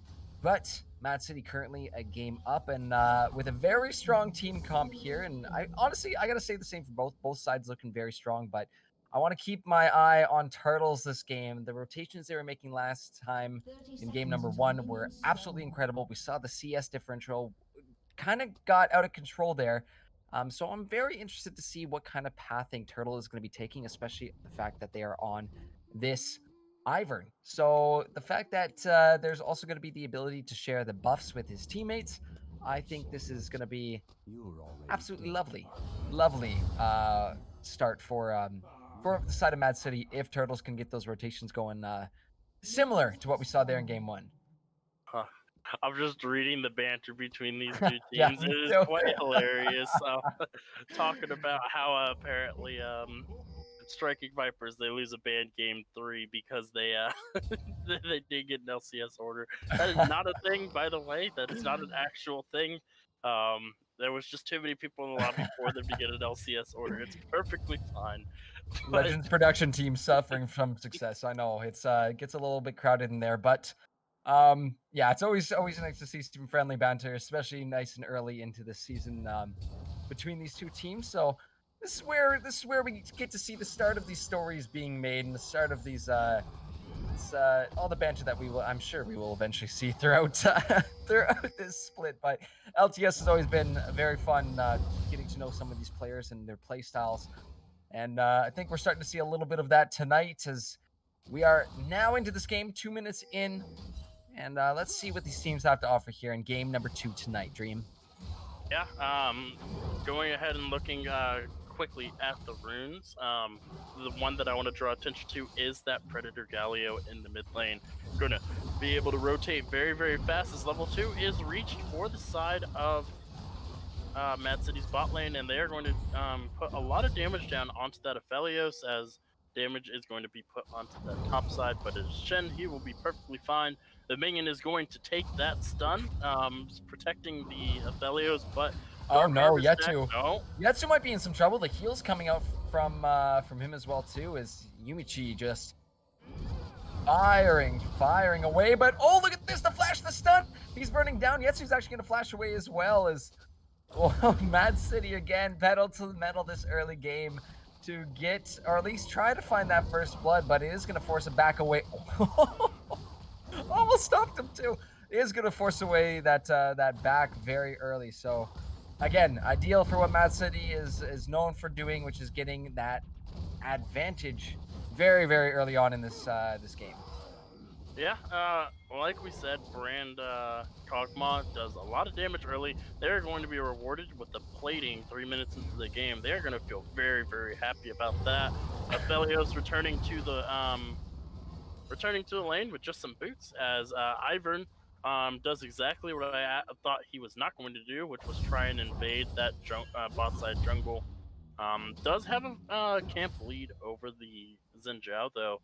A lot easier for the Ivern to take camps. Full camps. Yeah, it's a nice quick clear. Yeah, we can already see he's cleared everything but his Krugs, as we do see he is heading towards that top side, but it is going to be a rotate as Let's see it. Wyatt takes that charge, but not going to be able to keep stacking that Steel City Warrior, forced off by Pure Genesis there. And everyone's just going to kind of back on off for now. The Ivern, though, I believe I just saw the Airy. Yes, the Airy and the shield. So it's basically like having an extra support in this game on top of the fact that there are already 2 ADCs. So this is going to be really, really good for the side of Mad City, having that extra buff up. And the fact that Daisy is basically a whole extra body on the Rift too for the side of Mad City. These team fights are going to be very, very spicy. I'm very excited to see when this first dragon comes up and we start to see those potential skirmishes coming out. One of these days I'll get my wish where I get to see a Daisy and a Tibbers chasing somebody down. Yes, that one would day. But I don't think that's going to happen, as Worst is going to take negligible damage because the shield from Worst is going to block most of it. As Havoc is just sitting in this bush waiting for the Aphelios to get a little bit too close there. utilizing his range advantage over the two champions with his W, has an actually really long cast range. We can see he's walking into that bush, but he is going to take he's going to he take a grabs little him. bit of damage as a response. But he is going to be fine because it's Brand, and he just walks away after stunning somebody. So For now, the use of that gravitum can be very, very unique depending on the player. So, we've seen a lot of times, Aphelios setting up those massive, massive CC moments for the rest of their team. However, in this case, Aphelios is going to be the main damage dealer on the side of Striking Vipers. So I'm probably expecting to see some Infernum ults coming out, or on the rotation, the blades. Come on, give it to me, quick dream. You know it. Crescendum. Thank you. As a voice from the heavens appeared to give me the answer. Thank you, Salt, on that Crescendum. Yes, but take a look at the bot lane right now as in comes Steel City Warrior with the jump on in. So much damage down on the Yetsu, and that's going to be first blood going on over to Mad City. And they'll take another one as well as Steel City Warrior. Going to have to flash out of turret range, but it does not matter. 2 kills picked up for them, 1 for the Cog, 1 for the Brand. And this is what we see out of Mad City consistently, is getting this early game lead. yeah, the team without the Predator Galio ends up doing the first roam, going to be able to take the a double kill down in that bot side. One going very, very importantly to that Kog'Maw, the other one going to the Brand. They're both going to feel very good about that. It is perfectly fine for the Brand to take kills, I would say, as we got a fight in the top side. Oh, Polar looking to maybe trade it with Mask Off, and that's actually going to be the hero's entrance being used, but a little bit late to that. Heckin' Mask Off, ooh, with the flash away, but Pure Genesis still looking to trade, manages to get the flash Q off, and that will be the kill picked up here for Striking Vipers. They did use a lot of resources to get it, but still in this early game, you're looking to keep that gold in line with Mad City, so not too far off from that. Mad City only up about 1.5k gold right now, and that does put Striking Vipers on the board pre-10 minutes. It does. The teleport actually being expended by both the Galio and the Shin there, so neither of those champions going to have it. The Galio ult is also down to Hero's entrance, but the Ivern doing what he does best, taking dragons from the safety of a bush.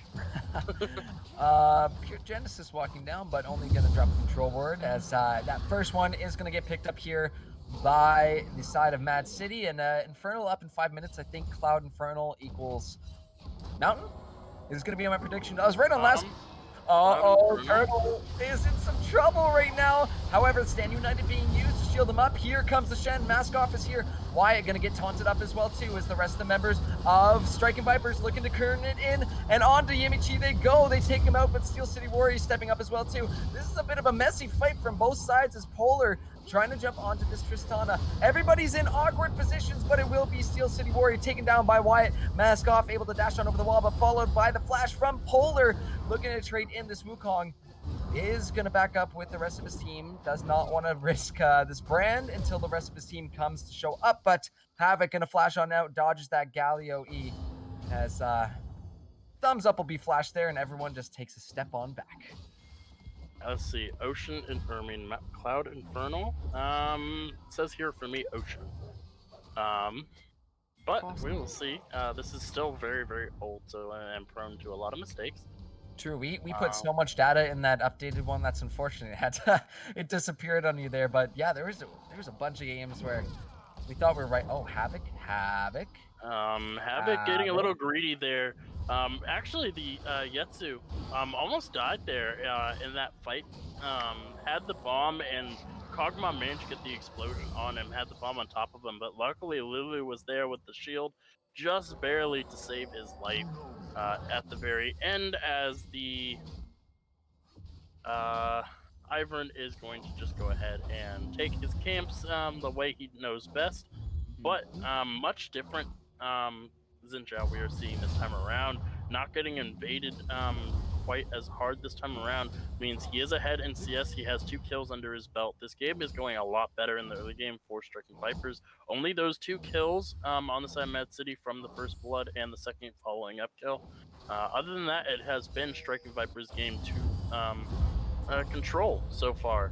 in this early game. So Yeah, and now you look at the fact that these buffs are starting to go around to the side of MAAD City. Steel City Warrior with double buffs currently right now in that mid lane. So gonna be a little bit tough for the Galio. However, the focus right now is to roam as Genesis is actually heading down towards the bot side right now. Predator is gonna be popped, and in he comes. The exhaust will be cleansed out by Yumichi, but ooh, the taunt flashed away there, stunned up by Havoc. Pure Genesis not going to be quite able to find that CC onto the Kog'Maw, and unfortunately that gank will not work. However, in the top side of the map, that will be Shelly going on over to the side of Striking Vipers, I believe, but Best Turtle not going to let it go for free. A Steel City Warrior showing up to pick up a kill onto Wyatt.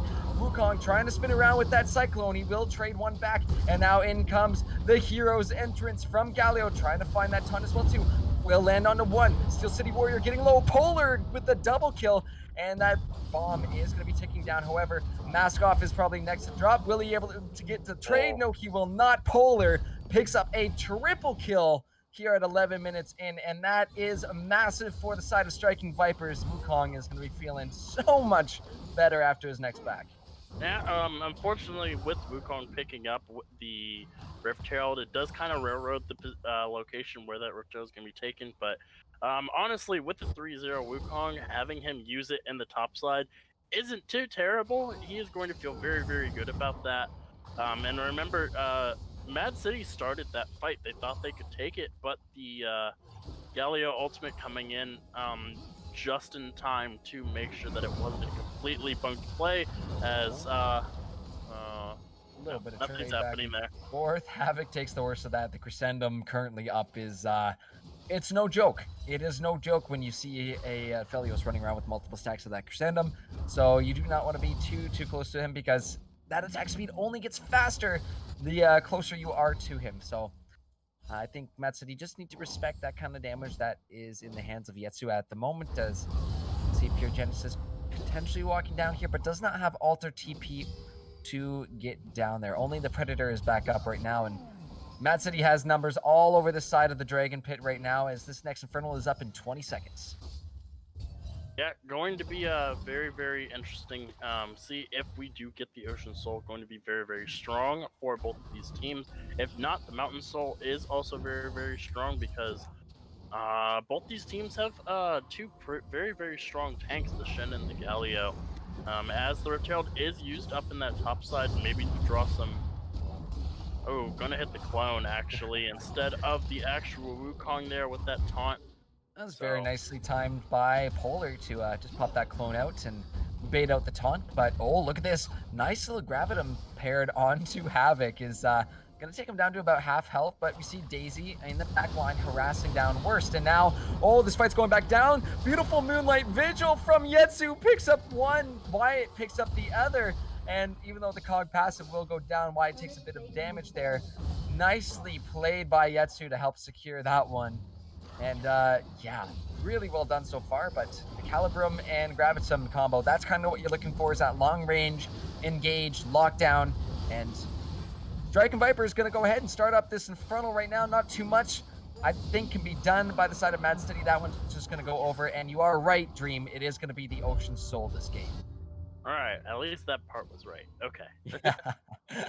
All right, so Ocean Soul, going to be a very fun map to play on. The expanded bushes make Ivert a very, very happy camper. The Ocean Soul on either of these teams, where survival of the fittest is the name of the game, especially for these 80 carries. Just having the regen from the Ocean Soul is so important, as... Oh, okay. This is nice damage from both sides, but that brand passive gets the Dark Harvest stack as well too, and Yimichi trying to find that that damage with the Living Artillery, not quite in range yet. But once that cog hits level 16, those Living Artilleries are basically off screen. However, take a look at this, is in comes Wyatt diving onto Best Turtle. However, that will be the Stand United being used. Heckin' Mask Off is going to get the taunt. However, Hero's Entrance used by the Galio. Genesis trying to find the taunt right now, but Mask Off is backing off as well too. Turret taking down the bot side, but right now this fight...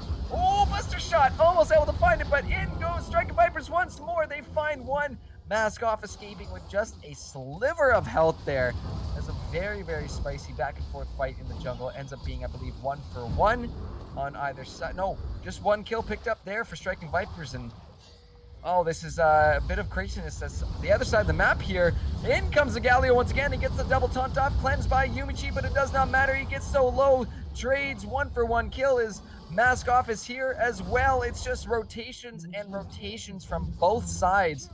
As this fight switches from the bot side to the top side very fast, as Steel City is up here as well too. Takes a few too many turret shots and will drop, but mask off there to trade one back. Actually goes on over to Steel City. What an absolute bloodbath, Dream. This game my went God. from 0 to 1,000 in like 2 minutes. We got 17 Oh, kills at the goodness. 16-minute mark. It is a 2,000 gold lead for the side of Striking Vipers here. Much different game than Game 1. Game 1, it felt like, compared to this game, it felt like they were just testing the waters with each other. This game, they're going all out. They're pulling out the big guns. Everything just seems to be on the line for this game too. And right now, Striking Vipers, they are getting the better of these trades. 4-0 on that Wukong, going to feel very, very good about that.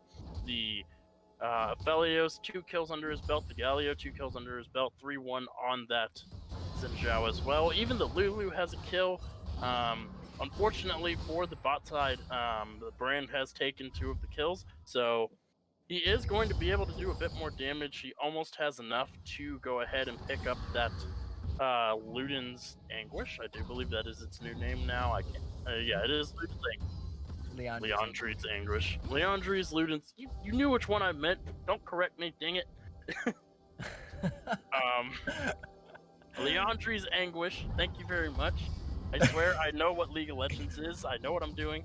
But Leandri's Anguish, once he hits that power spike, we saw what he could do just with this passive and the full stack of his abilities. Being able to see what he can do once he gets that Leandri's is going to be very, very strong.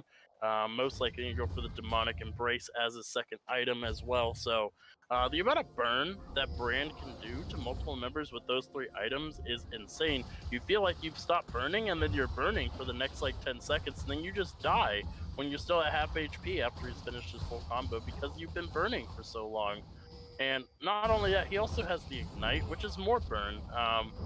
He is the epitome of fire, as he is there working on this Rift Herald at the current moment now. The Kog'Maw is scaling up on his own, as we do see.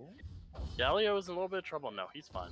Yeah, maybe a little bit of an overreach there by the side of Mad City, but they'll back on off. Everybody's like, okay, we're chill. You chill? We're chill? Okay, we'll just back on off. But yeah, that's kind of the thing with these new items. Back to that point you're making about the brand is, yeah, you know what? I wouldn't say it's too much unfortunate that he has the double kills, because we're about to see what kind of damage he can do once he gets those double dot items. And look how much of the health bar from Yetsu is missing, even being shielded up to prevent that extra dot coming through. Yeah, it's essentially Riot decided to put double Leandri's into this game this season, and having both, yeah, the Leandri's and Demonic is pretty terrifying on those champions that deal dot, like Brand or Zyra or Cass. It's not fun. It's not fun to be in that receiving end from all that damage, and it only gets worse as this game goes on and as those items get built up. But this Ocean Drake is going to be spawning on the map right now. I do expect it is quite possible that they do drop the Rift Herald. Now they're just going to go for this. I don't think there is going to be a response. They weren't prepared for this. There's a Pyroclasm. Oh, not going to be used though. Very close on that, as just taken away at 75 HP is almost stolen by Mad City, but no, that will be secured by the side of Striking Vipers. So now 2 dragons under their belt. They're sitting in the gold lead right now, almost 2k up, as they're the ones in the driver's seat here at the mid game, as opposed to what we saw last time in game number 1. A much stronger showing here from Striking Vipers, but Mad City definitely not out of this one, as they still have a lot of damage to be pumped out, and once they hit level 16, it becomes very scary. However, we're seeing a little bit of the tankiness of that Galio from Genesis. Yeah, using the W to actually avoid some of the damage from the explosive. But this does mean he loses complete defense of this tower, so Tristana is just going to take it for free. Lulu is roaming up, but Tristana is just going to walk on out perfectly fine. Unless the Tristana decides to get a little bit bold, go for the Lulu. No, not that. Not gonna be that froggy. Not with the Galio so close with the ultimate up still. We do see the mid turret going down because of that, as we got a fight in the mid. Look at this. Wyatt just absolutely decimates Turtle. The Ivern disappears, and Steel City Warriors next as the flash comes through. It will be the Gravitum once again, but will the Stand United help? No, it will not be able to save that Tristana, as Striking Vipers managing to take out 3 members of MAAD City there. The Cogmob passive was still being caught, but now they move themselves onto the Baron. They're looking to pick up this big purple worm here at 20 minutes, almost 21, but this is setting themselves up greatly for success. Havoc walking on in, potentially looking for that Pyroclasm, but Pure Genesis gonna keep him off. That Baron down to under 2,000, and it's just gonna be picked up there by Striking Vipers. So they are gonna be very strong for the next 3 minutes, wearing that purple buff. Let's see what they can do with it, Dream. Yeah, and I don't think this is a game-ending Purple Worm. I think this is just we're gonna take a bunch of your towers, Purple Worm. The death timers are definitely not long enough at the 20-minute mark for a straight-up ARAM push into the base, but they can definitely focus on these inner towers with the Baron here. A lot of jungle camps are up. We're gonna see Aphelios. Looks like he's taking the red buff for himself as well. Sitting on 2 items, very, very strong right now. 5-0 and 2 on that Wukong as well. 4-1 and 6 for that Xin Zhao. We saw how much damage he did to the Ivern there. Able to pop him before the Ivern was even able to really do much of anything there. And this game is starting to look rough for the side of MAAD City. We see time and time again, MAAD City. This is a different team, but they're from the same org. But their org. They can correct me if I'm wrong eventually, but they seem to be very early game centric, and if they don't get a lead, they seem to struggle in that mid to late game, and this is exactly what is happening right now. The lead that they had, the 2 kills that they got in that early game wasn't enough to propel them. So now they're struggling in this mid game where pretty much every lane is under fire right now. We see the Galio split pushing in the top side. We see the Wukong split pushing in the bot side. And we do see that the mid lane tower is going to go down here from the push from 3 members here. Ivern's trying to do something, but there is not much an Ivern can do to stop these pushes. He has to run away as quickly as possible. And it looks like they're just going to rotate up to the top side and take this tower as well. It's just going to put them further and further ahead. As Wukong is going to just make sure that this lane does not go any further away from the tower than it currently is because of how strong he is, and they're going to be able to protect this cannon minion while it free fires from far, far away. It's just really, really good use of the Baron right now by Striking Vipers. 2 inner towers taken by them right now, while the Wukong's keeping that focus of the Shen down in the bot side, which means it's going to be tough to stand united if a fight breaks out here, Dream. Oh, as it does, the Steel Warder just disappears. He just absolutely disappears, but in goes Galio. Double top from Genesis. He will have the brand passive on him, but he goes golden to prevent that damage. Is now in goes Polar, still looking for more of the Cyclone coming out. Will he be able to do it? No. In comes Shen, gets that shutdown gold, but it will be the inhibitor tower taken down. Still 3 members of Striking Vipers with that Baron buff. As in goes Wyatt once again. He finds 1. He finds 2. The hero's entrance to give him an extra little bit of shield. That's going to be 3 members of MAAD City currently down right now. Should be able to safely get this inhibitor in their base, and Striking Vipers might just back off after that, as all Maskoff can do is watch as his inhibitor is taken, but just the pounce and the destruction that Striking Vipers is able to bring to this fight. Oh, wait a minute. There's a TP in the back. Check this out. Steel City Warrior looking for worst right now. This is... I don't know about that TP, but in they go. Worst is going to get jumped on. Lots of damage coming down as Genesis, responding back with his own TP, says, hey, stay away from my support. Don't you touch him. The Lulu not really able to do much of anything. Have very, very low mana there. Burning the exhaust actually. We do see that the next Ocean Dragon is up, and really, can they even fight for this? Honestly, I don't. It's gonna have to be a Miracle Steel right now. But Steel City Warrior, that jump is now down, so any chance of getting on over that wall is kind of negated. And you can see how fast this dragon goes down as kind of waited there for a second, but yeah. Striking Vipers now on that soul point. 2 oceans under the belt as well too. Gonna be doing quite some good work already pre-soul in terms of healing. So they're looking really good. Up 6k gold as well too. And look whose hands the gold is in. This time it's in the SV jungler's pocket. And Polar also playing kind of out of his mind on this Wukong. Unfortunately taken out in that little bit of a base dive, but yeah, Striking Viper's playing this very well. Yeah, it was unfortunate he got taken out, but what's more unfortunate is who he got taken out by. It ends up going to the Shin, probably one of the last people, besides maybe the Ivern, that you wanted that kill to go onto. Look at Wyatt, he just dives on in, but that will be the Stand United. It's not going to mean enough because the Wild Growth comes through, 2 on the Xin Zhao, and just like that, Mad City lose Havoc, and in comes the rest of them. Daisy is going to be popped, but Genesis looking to force them out with this big taunt. Will land onto one member there. The Ivern's going to be taken down next. Wyatt going godlike now as Yuichi going to be forced to flash on out. Only 3 members alive right now currently for Mad City. And if Striking Vipers can find another, this could mean just the game right here. As in goes Wukong once more with the cycle. The hero's entrance coming through as those turret shots down onto the clone. But in they go underneath the Nexus turrets. Will they be able to find it? They find the taunt on a steal. And he goes down. 5 members from Striking Vipers still survive. They take down that mid inhibitor turret. They take down the mid inhib. And they are going to look to maybe reset here as some of these death timers coming off the cooldown.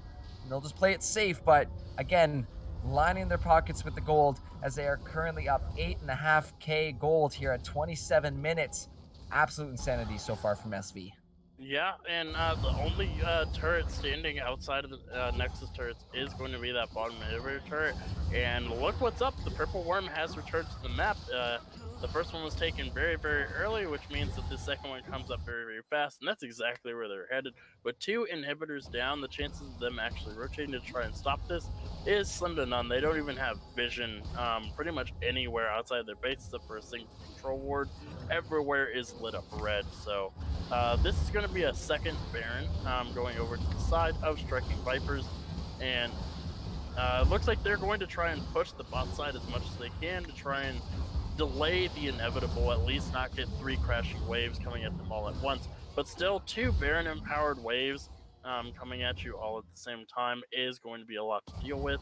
We do see the oh, never mind. Oh boy, Maskoff is in some major trouble right now, caught by all 5 members of the side of Striking Vipers. He's got nowhere to go, and that Baron, I think, is going to be the final nail in this coffin. Is the entire squad of Striking Vipers now walking into the base of Mad City and looking to just end things off as Wyatt goes in once again. Oh my goodness, he's absolutely legendary.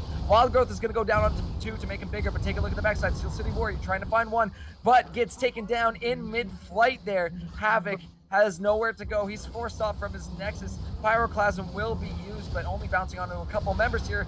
He's going to get taken down next, as now it's just Turtle left inside his fountain. That will be the Duchess Punch in, but maybe a little overzealous on that. No, they are not. They all stay alive. They take down the Nexus, and Striking Vipers is going to take us to that game 3. We have a series, guys. We got a series, baby. Game 1 was 100% more closer than this game. This game was 100% a Wyatt and a Polar show, pretty much through and through. The rest of the team basically said, all right, we're your supports this time around, and the Xin Zhao and the Wukong basically took over the game single-handedly. The Lulu polymorphing the Xin Zhao every single time, meaning Xin Zhao never died. And I think it's a Lulu diff. Either ban it or pick it, because this champion is busted right now after those buffs. It's so insane what that Wild Growth can do in terms of swinging team fights, but at the point, what we were just seeing there in the later stages of the game, I mean, Wyatt was so incredibly far ahead on that Zen, and I think that's what they were kind of going for in game number 1, but this time they pull it off. 12-1-6 on the Xin Zhao. We just can see how much damage he did as the charts are literally getting cut off. That's how much damage this guy did. 18k in that 28, almost 29-minute game. So really well played by Striking Vipers, but I think it was more of a case of they did not allow Mad City to get that early game lead. Yes, they got the early 2 kills there, but it was a lot more tempo centered around the side of Striking Vipers. And again, these junglers are making massive impacts on those teams, as Wyatt facilitating his teammates getting ahead. And again, Wukong, this time Polar showing up massive for that top lane on that Wukong. So just overall, really well done by Striking Vipers. And yeah, game 3 dream. Game 3 dream. Let's go, baby. Yeah, 6 games in 1 week, already starting out with my voice already being upset with me. All right. One more. You got to make it through one more, guys. But there is going to be a player of the game poll.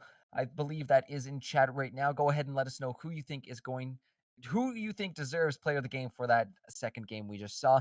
But we are going to head to break. When we come back, we will see who is going home with the win here in our first night of LTS Premade. But we will see you very soon.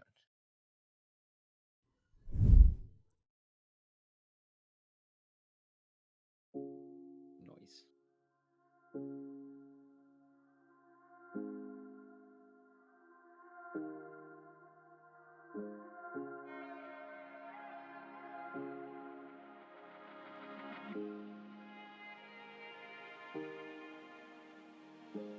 Falling out of your atmosphere and letting go of the way things were. Pieces of me are still shattered. I still wonder if it mattered. Getting my feet back on the ground, 'cause things feel different when you're not around. I thought time would make things better, but you're still all I can remember. And the memories come and go, 'cause you're everything I know. And I'm trying so hard, but so far I can't let go.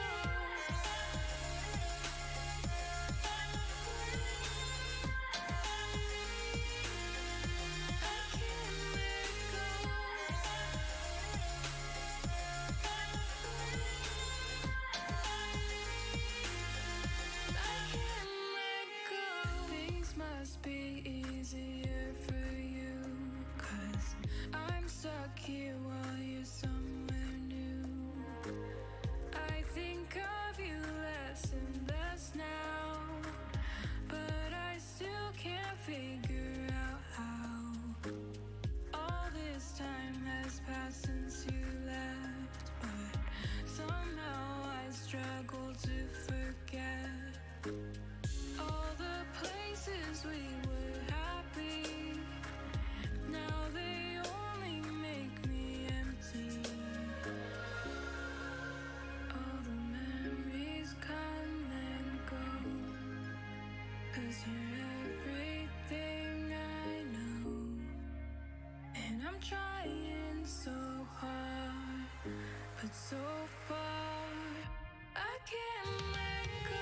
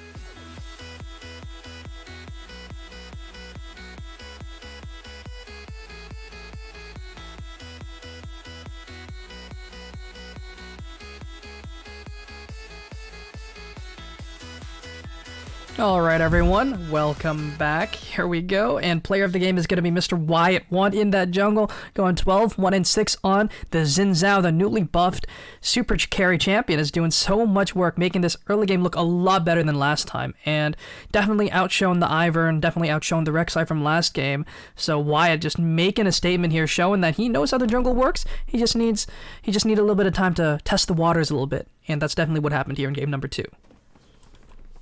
Yeah, I definitely had lost a little bit of faith in that Xin Zhao pick after that first game, getting invaded as easily as he did by the Rek'Sai. But this time around, proving me wrong and showing why Xin Zhao is such a powerful pick, especially to such a passive champion like the Ivern.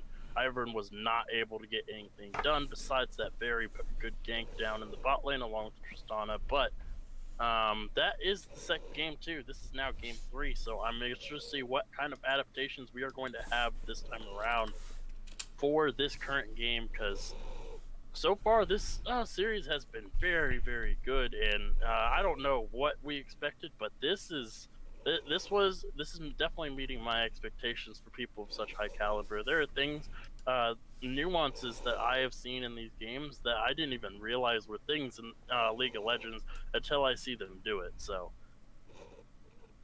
Definitely. I've just been having such a blast watching these guys as we are getting ready to go into this draft. But gentlemen, we have been blessed with this league here, with this high caliber play. So I'm excited to see who's going to take it home in this one. But both sides have been playing really, really great tonight. So it comes down to this. This is final it. Game, the decider.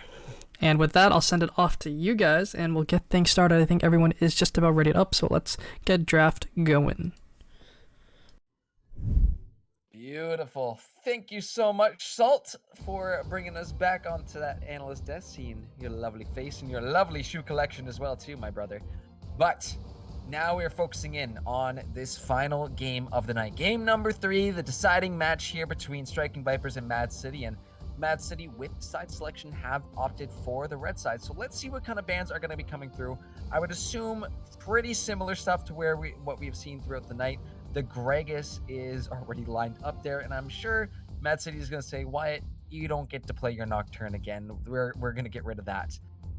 But curious to see if they're going to ban anything else from that previous game. That Xin Zhao in Wyatt's hand is still no joke. Yes, they were able to deal with it game 1, but game 2, it just kind of got unleashed on MAAD City. yeah, I 100% agree there. We do see the team up placeholder ban getting banned away there, Rumble going away as well. It looks like neither of these teams want to change their bans for now. We might see a bit of a mix-up for these last two bans here. Oh, there goes the Morgana as well. It's going to be the same 3 bans.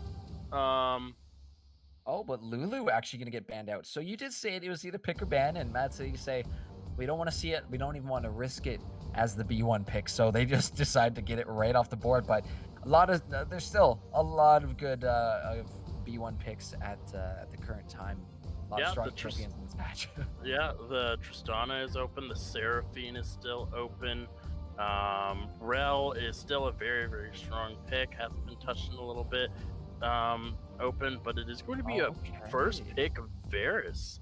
Interesting. We usually see that as a counter pick against compositions that are very ranged heavy. The Varus able to poke them down. Not a lot of HP on them. Using that excessive amount of damage from his Q to shorten the lifespans of champions. I especially see this champion picked up into the Caitlyn. To see it picked up here is quite interesting, and this was a champion that was banned before in previous games. Gonna go ahead and pick it up. It's going to be the Volibear followed by the Tristana. Tristana is going to have a field day with this Varus. I'm sorry, but this is not a fun lane for Varus already. Even without the supports being picked up, Tristana does so much damage very, very quickly. And Varus, if it's a lethal tempo Varus, he may have a chance, but Varus just doesn't have the damage early on to keep up with the Tristana's damage. So I am a little bit afraid for this Varus down there in the bot lane, and it looks like Wyatt is going to take his Xin Zhao once again. This time it is going to be blind, not a counter pick. The Rek'Sai is still open, so we can see her come back out as the counter pick, and Unless this is a jungle Volibear, that would be also a very, very interesting matchup. I do believe that Volibear is a very strong jungler after the buffs a few patches ago, but the way we've seen Wyatt play this Xin Zhao, especially in the set game 2, and even in game 1 where it's going to be a Pantheon pickup. Okay. Wait a second. Wait a second. This Pantheon has been getting banned out all night, and that is one of Pure Genesis's specialties. That's his main right there. There's a reason why it has been banned out, so it slips through the cracks this time, and Pure Genesis, who is, one of those top 0.1% players sitting with a 62% win rate on that Pantheon in, I believe it's over 200 games. Yeah, they know this champion in and out. And, just on paper, Pantheon is a very aggressive early game champion. Does tend to fall off in the later stages, which now that we see that Rise picked up as well too, this is like almost a reverse of what we'd expect from these teams, where SV has been picking up the more later game comps, Mad City going for those early game aggressions. But to me, the Rise and the Pantheon would be on opposite sides right now for that. Yeah. So I'm interested to see how that matchup is going to go. But Pure Genesis on one of his favorites right now, on one of his comfort picks, and I am very excited to see what he's got to bring out for us tonight. We looking down at the bans, we do see the support pool is getting targeted this time around because there were no supports picked up in the first rotation of draft picks here. We are going to see Thresh and the Bard go away. Bard, we saw Bard in game 1 in the hands of Havoc, and he did pretty well on the champion. He did a lot of damage to enemy champions with his passive, with his Q, able to chunk champions out enough for his allies to be able to kill them. He actually flashed over a wall to solo fight the Senna at one point and nearly killed her. It is going to be the Rek'Sai as the final ban here, so I do think that Volibear is going to the top side. Even if they don't, it is a respect ban, getting rid of the Rek'Sai there. Rek'Sai kind of smurfed on the Xin Zhao in game 1. I say that lightly. Yes, the Rek'Sai did very, very well, but we did see that later on in the game, the Xin Zhao was able to catch up in CS, and it is going to be a Blitzcrank. Oh boy. Oh, that's spicy. That's what you want to see into a Varus. Not if you're the Varus, but that kind of bot lane, just ton of Blitzcrank is so powerful. I mean, that's kind of the rock, paper, scissors of the lanes, right? Poke is beaten by that all in, and if you are able to get a rocket grab onto that Varus, yeah, he's not gonna have a good time. And even if he has the flash to get away, that Tristana is gonna be chasing you down. And then if she gets a kill, well, she's got that exit ticket as well. So this is a really strong bot lane. I did want to go back to what you were talking about though, for the Rek'Sai. I'm just curious why they didn't pick it up as R3 and just like after what happened in game 1, knowing that Rek'Sai had a good time against the Xin Zhao, why not just pick it up as that R3 and hold your mid as R5? Yeah. I do think it may be because the Volibear is the jungle pick. That's the only reason I can think of why they didn't go for the Rek'Sai R3, especially because the Xin Zhao is picked. I mean, they could have gave the counter pick to either one of them. I do believe that Pure Genesis is the mid laner, if I remember correctly. Yes, Pure Genesis is the mid laner, so... that is so much... I am terrified for this Varus. Varus has to deal with a Tristana, a Blitzcrank, a Malphite, a Volibear. Oh my, this is one of the most immobile AD carries in the game. Only has the Chains of Corruption for the disengage or the engage. But Malphite's unstoppable during his ultimate. Blitzcrank doesn't need to move to you, he pulls you to him. Rise has range. Tristana can jump over the chains or jump around the chains of corruption, and Volibear moves like a bat out of hell. So yeah, this is. I'm just honestly, I think I'm in the same boat as you. I am very worried for SV, specifically Yetsu right now, because to me, Mad City is lining up to say, hey Yetsu, you don't get to play the game. You don't get to play League of Legends this time. Because we have so many options to just dive Varus, which is not the most mobile champion. Yes, you will have the Karma at your side if that is a Karma support, not Shen support and Karma top.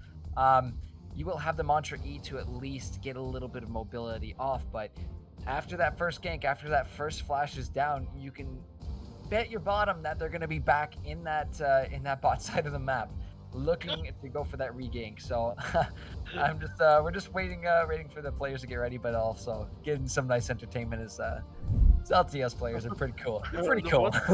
What's the Spanish word for wait? Waito. Oh yeah. Good. Is that racist, or is that just funny? Like I don't know. I do not. I'm not fluent in Spanish, so I will not comment on that. But pretty XD. But yeah, here we go, getting ready for game number 3, and I'm not too sure what the answer is going to be. I do have to bring attention to Pure Genesis on that Pantheon once again. Extremely high win rate in solo queue right now in Masters. Like, this guy is kind of cracked, I gotta say. And the fact that he's getting his comfort champ could mean some pretty scary stuff for that Rise in the early game. However, I think Matt said he's just gonna say, we're just gonna focus bot. We're gonna make sure Rise hits 6, use the Realm Warp, and then bring everybody bot for a Fiesta, because this is what this kind of comp from Mad City is looking like. And if they're able to get that Tristana ahead in the early game, again, ideally that plays towards their strengths and would be really, really beneficial for them. Dream, I'm trying to look here what Striking Vipers is going to have to do to respond to this extremely aggressive, in-your-face comp that Mad City has drafted. Well, the things that they have to do is, so the downside of Mad City's composition is they need setup for these team fights. Striking Vipers, they do not. They can just have Pantheon press R, press Shen, press R on top of him, and all of a sudden there's 2 people in the middle of you, all clumped up going together, and then you have the Chains of Corruption running in, you have the Zen Zhao going in, and the Karma to make sure that nobody dies very, very easily. The poke from the bot lane is going to be astronomical. Yes, if a Blitzcrank lands a hook post level 2, it is most likely a death sentence. I was actually expecting, instead of the Karma, I was actually expecting a Tom Kench, because if you have the reaction speed of a god, you can eat the Varus out of the Blitzcrank queue. So that's actually what I was expecting there with the Thresh Band, but it is going to end up being the Karma, so I'm not going to go any more into that. But Striking Vipers, they have a bit more flexibility with how they want to do their engages. They have the double globals where it is just a single, or they have a global and a semi-global versus just a single global, semi-global from the Rise. Rise can match the Pantheon ultimate with his own Route Warp, but the Shin adding an extra member down in that bot side can tip the scales. But we do have to remember that Malphite is able to interrupt the Shen's TP post 6 and ultimate as well, so needs to be very, very careful. I'm pretty sure Pantheon is unstoppable once he starts channeling his ultimate. Not 100% sure of that. I think the only thing that can stop him is channel interrupts, such as the Malzahar ultimate. So, yeah, I am gonna very much be interested to see how these mid laners face off against each other, because yeah, very strong siding in terms of what we're going to see in the early game. The Pantheon definitely has that advantage no matter whose hands it's in, and we know Rise doesn't really come online until mid to late game, when we start seeing that damage come out in the late game, especially once he has those items built up. Machine Gun Mage. He's an absolute menace. He's an absolute machine. Yeah, exactly what you put. But I'm hoping that Wyatt and Genesis can work together to get that advantage in the mid lane kind of rolling, to get that Pantheon ahead and get, you know, they're kind of snowball rolling in this early game, not let Mad City do what they do best, which is take over the early game. They did a really good job of it last time, which is, you know, even though they weren't at the forefront of the tempo or making plays, they were still keeping up in tempo. Mad City did have a little bit of advantage in the early game last time, but Striking Vipers, they kept up and just kept going with that tempo to a point where they flipped things around on their heads. So I really liked how they dealt with that early game from Mad City last time. Hopefully they can do that again, but this is a disgusting wombo from the side of Mad City, but also from the side of Striking Vipers. There's some good stuff that can be paired up on both sides. See, this is where you and I are going to disagree, at least to a point here. The biggest problem with striking Vipers is not the wombo combo, but the fact that their primary damage sources are AD and there's a Malphite on the enemy team. True. That is very true. I do agree with you on that. Malphite is the anti-AD master. He gets bonus armor while his shield is present, and he loves stacking armor. And your main damage carries are a Xin Zhao, a Pantheon, and a Varus. Karma has a little bit of AP. Shen has percent HP damage, but other than that, the Malphite and the Volibear are just going to be able to build AD tank with maybe some Merc Treads just for shorter CC durations, and that's about all the MR they're going to need, because Karma's not going to burst you out. And if you only have to worry about the Varus, the Pantheon, and Xin Zhao, it makes it very, very hard to get through this front line, because they don't have somebody that can actually dive the back line besides the Pantheon and the Shen.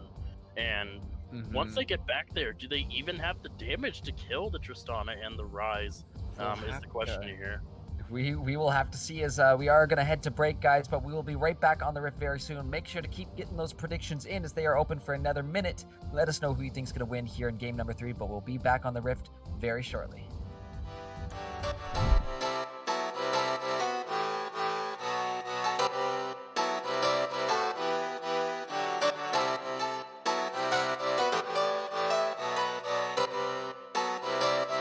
I saw you smile from across the bar.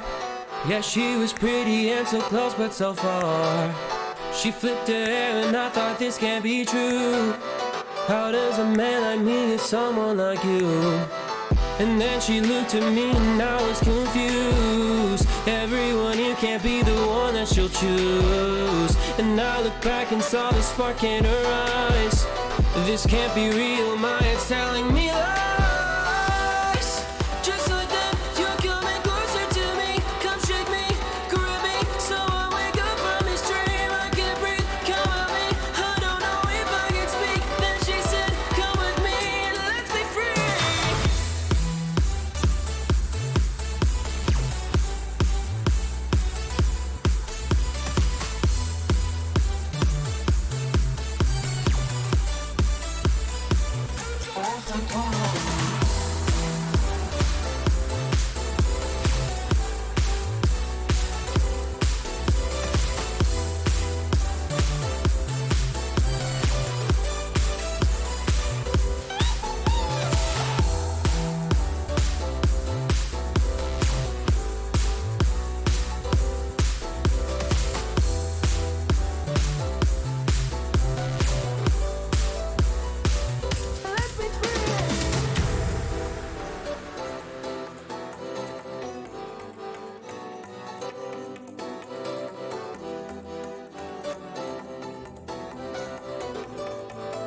Hello, ladies and gentlemen. Welcome back to the LTS Week 1. We are hopping into game number 3, the deciding match of tonight's series. As you see, Striking Vipers on the blue side this time, MAAD City on the red. And boy, oh boy, do we have some crazy comps coming out here. We're looking at some a lot of damage from the side of MAAD City once again, but that mid lane matchup definitely want to keep an eye on is Pure Genesis here, as he has his comfort pick, and I would think this this matchup, the Pantheon versus Rise, is definitely advantageous for this Pantheon, especially in these early levels. Pantheon is such a strong early game champion. I'm excited to see this one, Dream. I would say that it's so advantageous that the Pantheon could have easily gotten away with the electrocute just for that extra burst damage. She already has the ignite. Going the Conqueror here, I only slightly disagree with. It makes more sense for the team fight, but it makes less sense for the actual lane. Because Rise is such a vulnerable champion, and they're going to give the give the 1 CS over to the Rise, so Rise is going to win the game with the extra 10 gold there. The game has been decided at a minute 30, Dream. That's it right there. Yep, that is the end of it. But because of how long they stayed there dealing with that, they should know exactly where this Volibear is starting. It's going to be opposite side starts. which means that both of these junglers may be may not see each other for a while.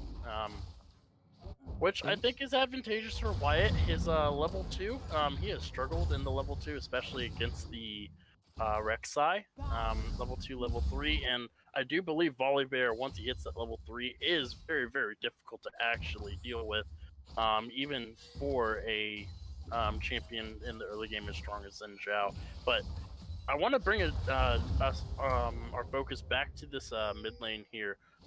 Very, very greedy start from the Rise, going for the Tear as his first item. Hold on, we got a fight in the top side. Oh, nice damage coming out of Polar. Lands the taunt and takes Maskov down to about half health, so he's going to have to start chugging those corrupting pots. But yeah, back to that point in the mid lane. That Tear start on the Rise. Yes, it's nice to get that Tear stacking, but it does open up a lot of opportunities for Genesis to potentially look for those early 1v1s. But we'll have to see how that matchup goes. As more damage coming from Polar. Oh my goodness, is this Shen a tank?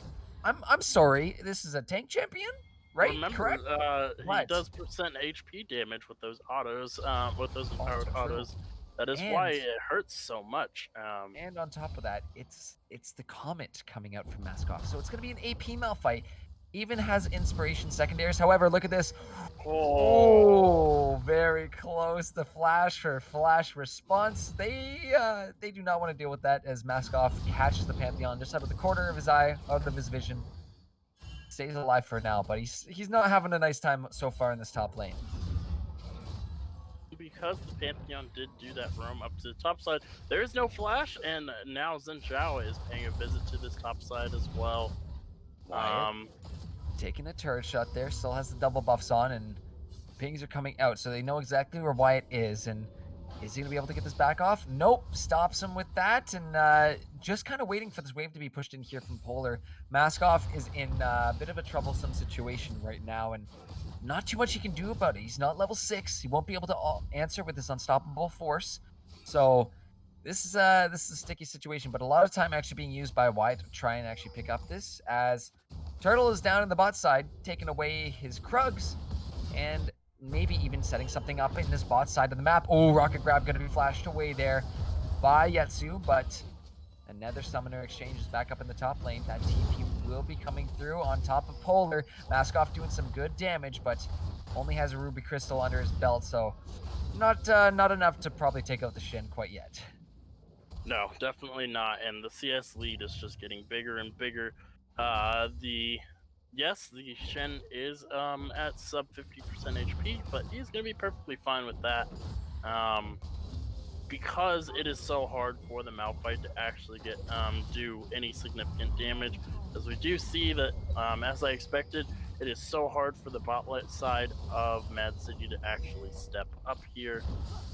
Excuse me, for the side of SV to bot side to step up here. We see the Pantheon has taken a gander down here, but he was spotted out by that board, so he is going to just go ahead and reset as Rise takes over and basically holds that lane, trying to deny as much CS as possible. It is going to push, it's still going to be on his side of the map, but only slightly. As we do see that Polar TPs right back and continues what he was doing before, which is make sure that Malphite can't play the game as... There's no flash on Yetsu, which means this Rocket Grab should come out, but no, just gonna jump in and jump on out. That's Yumichi picking up the kill. Oh my goodness, lovely stuff. Oh boy, and this is now the third game in a row where MAAD City goes ahead and takes the first blood of the game. Going to feel very good about that, especially because it's going on that all-important Tristana, who we said needs to get on a lead. As look at Wyatt trying to go on in. The stand united from Polar as well too. Havoc is in some trouble as the Rocket Grab will come through, but it's not going to be enough. One turret shot will be taken by Polar, but it's a trade kill for Striking Vipers. Yeah, able to go ahead and get that Blitzcrank. He doesn't have the flash up. Used it earlier on, has the X flash. But most importantly, Tristana does get out, but it does allow the Varus to catch this wave and even the CS up a little bit. And because the Shen TP down to the bot side, the top lane CS is now evened up, and he's going to get some damage onto this turret as well. So he's going to feel pretty good about that, able to get some gold back into his pocket there. Actually, only slightly behind in gold here. Only about 20 gold between the two top laners. So going to feel pretty good about that. In that jungle, dead even in camps. As we do see, Havoc is here. I'm not going to be able to quite land that one, but it was, you know what, A for effort on the rotation. It's not going to be causing too much disparity to Genesis there. Just pushes right back up, continues to get on that CS, but we do see an Ocean Drake now spawn on the map, so probably going to be a few numbers rotating from either side to start controlling that vision, but Best Turtle still at it with the farming, and just a bit of a slight lead right now for that Xin Zhao, but I think this is probably the most peaceful we've seen these two teams in this series tonight, Dream. Yeah, every time you say that, everything starts, and then you talk for the next 5 minutes, so be careful what you wish for. I'm wishing for it. I'm sure it'll come with that dragon, which is up on the map, but yeah, level 6s are starting to pop up on the map, so we are going to start to see a few big team fights, I would say, are just around the corner. Yeah, especially because that Malphite's ultimate is so pivotal. He is going to have the TP up before the Shen. And yes, thank you, Nickelback, there in the chat. Yes, I do agree. It was a little sus for the Shen to ult down there with his taunt as some more damage comes off into the top side. They almost didn't get that kill because of that, but they do end up getting it. So, let's take a quick look at the gold. Only 400 gold between the two teams. 1 kill to each. One of them is on the support, the other one is on the AD carry. I'll give you a guess on which one is better for the team. Absolutely, I think I can know from personal experience, but look at this, the engage going in. The knock-up lands, but it's actually going to be the Change of Corruption turn back on around to Yumichi. As the Buster Shot tries to get him out, but Worst is actually going to go ahead and pick up that gold. So 300 gold into the pockets of this Karma, 150 gold bounty on him. And yes, even though, you know what, as a support player, I like getting some gold, it is definitely more advantageous when it goes onto your ADC. So unfortunately, that gold may not be in the best of spots for SV, but they're still getting some golds in their pocket. And it's not terrible to have it on that Karma. I mean, if she can get that early vision up, get more control wards, it's not a complete loss. However, nice rocket grab from Havoc. However, there's no one there to follow up with them. No one there to follow up on that grab, so Genesis is just going to walk that one on out. Yeah, we also saw at the tail end that the Flash expended from the Rise because he got engaged on as he was walking down for a possible realm warp to the bot side. Got engaged on by the Pantheon, ends up having to burn the Flash for the Ignite from the Pantheon there. They are going to pick up the first dragon. MAAD City is here. It is going to be followed by a mountain. So let's see what the old chart says for Mountain Soul, or for Mountain Drake, Ocean Mountain. Ocean Mountain. Maybe I'm hoping I do believe this was the same combo from game 1 because it is saying Cloud. Something that I just oh, okay.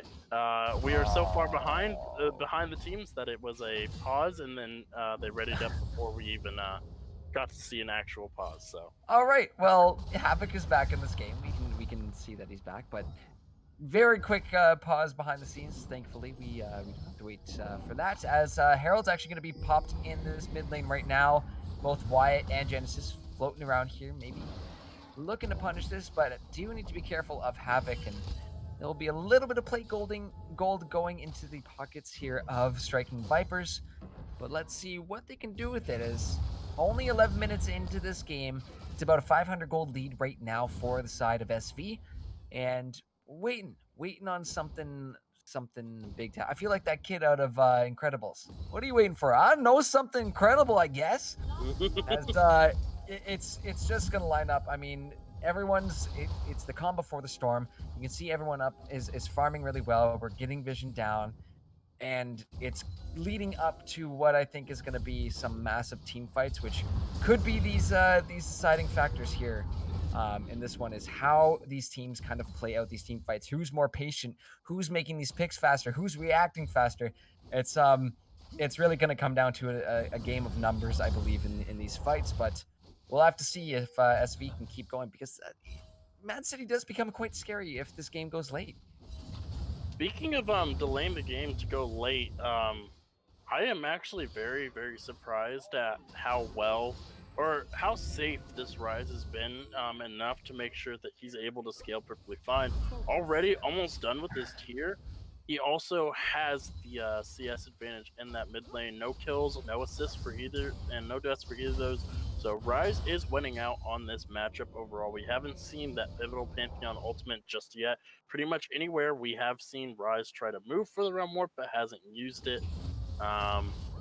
So I'm very interested to see what they're going to do, but because this Rise is getting so much done, he has a Lost Chapter and a Kindle Gem. That makes me think he is going for the Everfrost as his mythic item there. So what do you think about the Everfrost on the Rise there? I think, honestly, looking at this team, Xin Zhao and a Pantheon, it's a good way to say, hey, slow it down there, Buckaroo. There's no need to be coming at me this fast. And honestly, when you're playing as the Rise, especially that late game where you are mainly focusing on kiting back in these fights and getting off those abilities, I think that's really, really advantageous if you can land that Everfrost, slow someone down as they're chasing you, and just combo, QWE, smash that keyboard as Rise players do. But this is a bit of an issue right now, as I think we put a target on his back talking about him. Realm Warper just trying to come out, but a beautiful taunt there from Polar. He's got nowhere to go, and that's a kill going on over to Striking Vipers once again. Only 1,000 gold up right now, but this is what we were expecting from the side of SV probably a few minutes ago, really. But they should have been able to pull it off here at 13 and a half minutes. As the next target is going to be Mask Off, gets knocked up, gets the taunt down as well too, but the unstoppable force being used does not matter. Wyatt's still going in. The flash away. Will he be able to find it? Wyatt needs one more. He's going to take a turret shot. Oh no, the stand united to keep him alive. However, Pure Genesis is up here.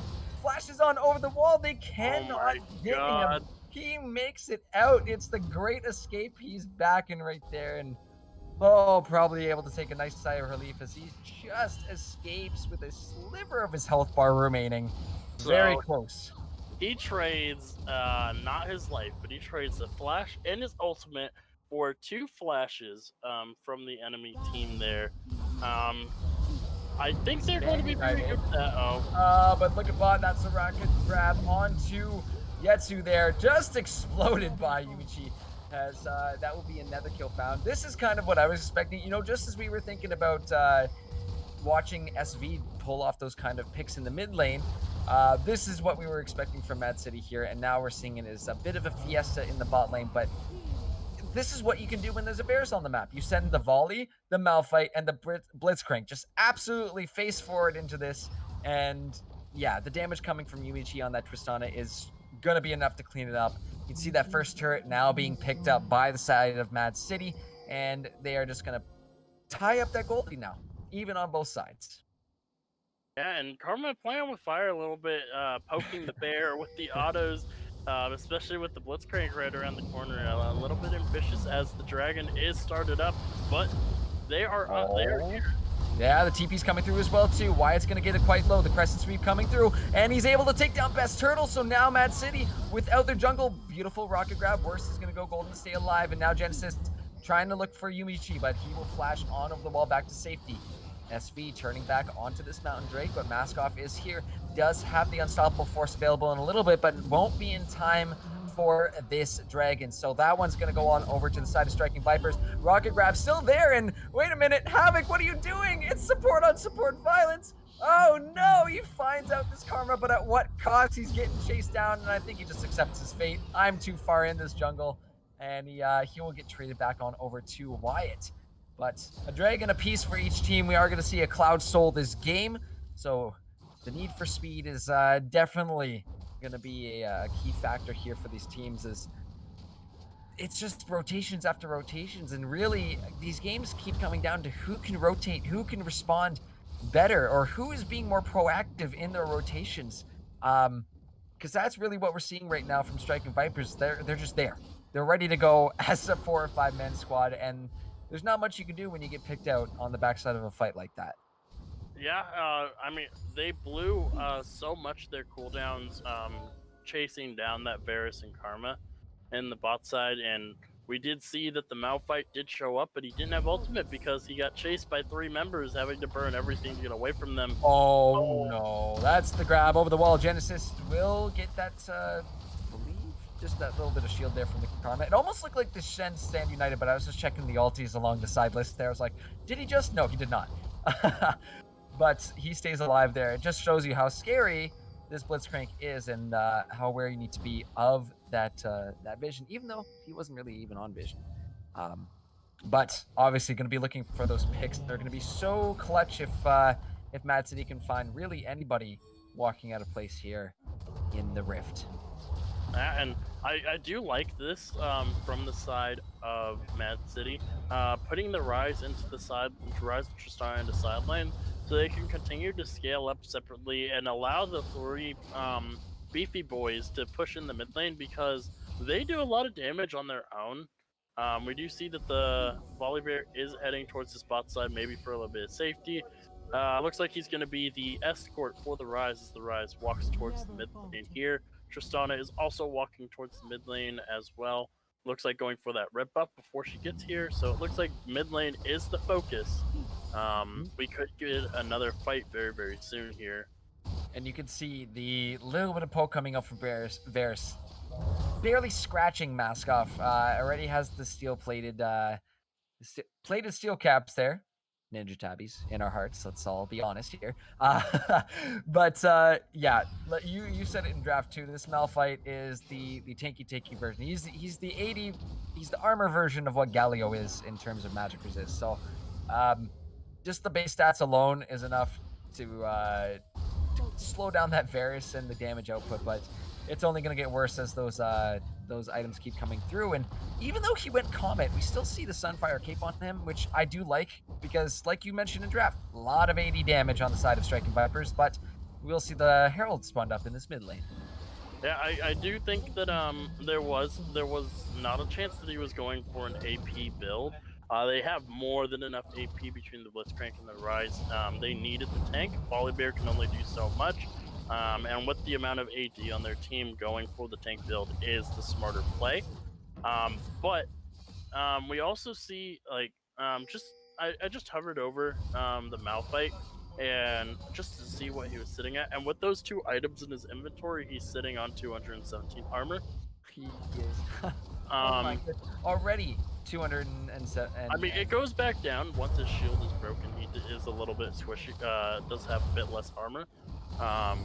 But as long as that shield is up, he does have a ridiculous amount of armor to go ahead and mitigate the damage coming from the enemy team here. We do see the mid lane tower going down from the Rift Herald, so a bit of a response, and now they've secured the gold. Well, I wouldn't say secured, but it's a 400 gold lead, so it doesn't mean anything at the 20-minute mark. 1,000 doesn't mean much at the 20-minute mark. 400 means even less. So we do see that the Shen and the Malphite are going to go toe-to-toe in that top lane. I don't know why he's panning up here like something's going to happen. I love the top lane. I know Direct to Camera is just taking us on a little adventure. I do want to go back to the other point you said about the gold in this game, and even though it's right around even, it's ideal for MAAD City, because with the scaling comp, you want to be going into this mid to late game even. That is an okay page in your book to say, you know what, we're even, but in terms of late game, we are going to be stronger. It doesn't matter what the gold is. It doesn't matter if we're even to the nose. Our late game damage is just better. However, Striking Viper still playing pretty proactive here in this early game. We see this nice rotation from 3 members here to pick up that Cloud Drake along with Genesis getting a little bit of vision. So they are still working very well together. As you can see, MAAD City looking for that pick, but no, SV is not going to overgreed for that vision or try to clear anything out when they do not know where that Blitzcrank is hiding. However, this might be that situation, as Pure Genesis seems to be the target of the Blitzcrank's attention. 2 other members from MAAD City down here. Nice flash from Genesis to get on out of that, but 5-minute cooldown until it's back. So let's see if try and do something like that again. However, 3 members of MAAD City down in the bot lane. Baron's just going to get started up, and I mean, yes, there was a little bit of vision. That blue ward just came down, so now Mad City know exactly what SV was trying to do. They're going to pull on off, and SV maybe looking to go back in. That will be the Grand Starfall coming down. The stun on the Best Turtle. However, the TP is being popped. Genesis taking a lot of damage from the Tristana. However, pulled on over the wall. Wyatt gets taken down quite low. Mask Off is taking up a lot of damage, but 5 members of SV all decide, hey, we got to take care of this big tanky boy right now. They turn their attention to him and take him out. 1-0 in the favor of Striking Vipers as they are going to rotate themselves back on over to this Baron. Maybe even try to force it, but still have to be careful of Havoc on the Blitzcrank. Yeah, and not only that, Rise is at a point where he can do quite a bit of damage in these condensed spots right here. He's starting to hurt. Nice stun from Genesis though. Huge shields coming out from his team. Polar's trying to find the top, but not able to. Wyatt going over the back of the wall, but Yemichi trying to stay alive, jumps away, and now Mad City quite low. Best Turtle not going to get hit by that, but a beautiful rocket grab there. Stand United going to be used as well too, but the Buster Shot to get him away. Does not want to deal with that Shen taunting into his team. However, in goes Wyatt. Yetsu cleans it up with a beautiful arrow from his Varus, and oh my goodness, back and forth these team fights have gone all throughout the night. Who's going to come out on top of this one? Still undecided right now, as Striking Vipers only have about a 1k gold lead. It's still anybody's game right now, Dream. And we did see unstoppable. Goodbye. Goodbye, Karma. Heck it, Mask Off is going to find that Karma out. Just blow him up. Oh, no. Yeah, okay. that was Unfortunate. that was definitely a very good fight for the side of Striking Vipers there, but we did see a brief flash of the power of that Rise hitting 4 members with the EQ combo. It didn't do that much, but we did see what it was capable of. Did chunk about 10% HP from every member that it hit there, so they need to be very, very aware. They should be painfully aware of what this champion can do the later this game goes, and we are now approaching that point in time. Oh, the Realm War bot, though. Genesis is in some trouble. He's trying to get on out of this. The TP's actually going to be coming through. The stun back onto Steel City Warrior. And the flash away, actually, from Rise. Now Turtle might be the one in trouble as Striking Vipers turning things around. Stormbringer to try and escape, but Polar going to be ready to maybe look for the top, but no. Mad City gets on out when a fight that should have been theirs turned around very quickly by Striking Vipers. 4 members suddenly appear in this bot lane to deal with these, actually make it 5. It's the whole squad. The whole squad just rolls up, and you love to see it. You love to see this this rotations coming out. It's just, to me, when you see this happening in game, you can only imagine what's happening in comms, and it's just really good communication has to be happening right now from Striking Vipers to be on top of the rotations this quickly and this in sync from what we see from all 5 players. Yeah, the side of Striking Vipers, it looks like they're going for the Baron. They're back yet at it again. Let's see. Oh, the rocket grab! Just max range finds it. All the shields, but it's not going to be enough. In goes Genesis to try and trade something back. He jumps on to Yimichi, but look at Heckin Mask Off into the back line already of SV. Mad City turning this back around onto the Striking Vipers. Yimichi going on over the wall again, trading into Yetsu. He's gone, and it's looking like it's going to be the ace here for Mad City. They take him down at 25 minutes, and onto the Baron they go. Now look at the kill advantage back in the hands of Mad City. The gold is up for them as well too, and they're going to be wearing this purple buff for the next 3 minutes. So let's see what they can do with it. But a huge tempo swing for Mad City here. I just have a question. Like, why did they go for Baron there? All 5 members were up. There's a Blitzcrank on the enemy team. Yeah, and they had no control wards either. They didn't know where the full enemy team was. There was no vision.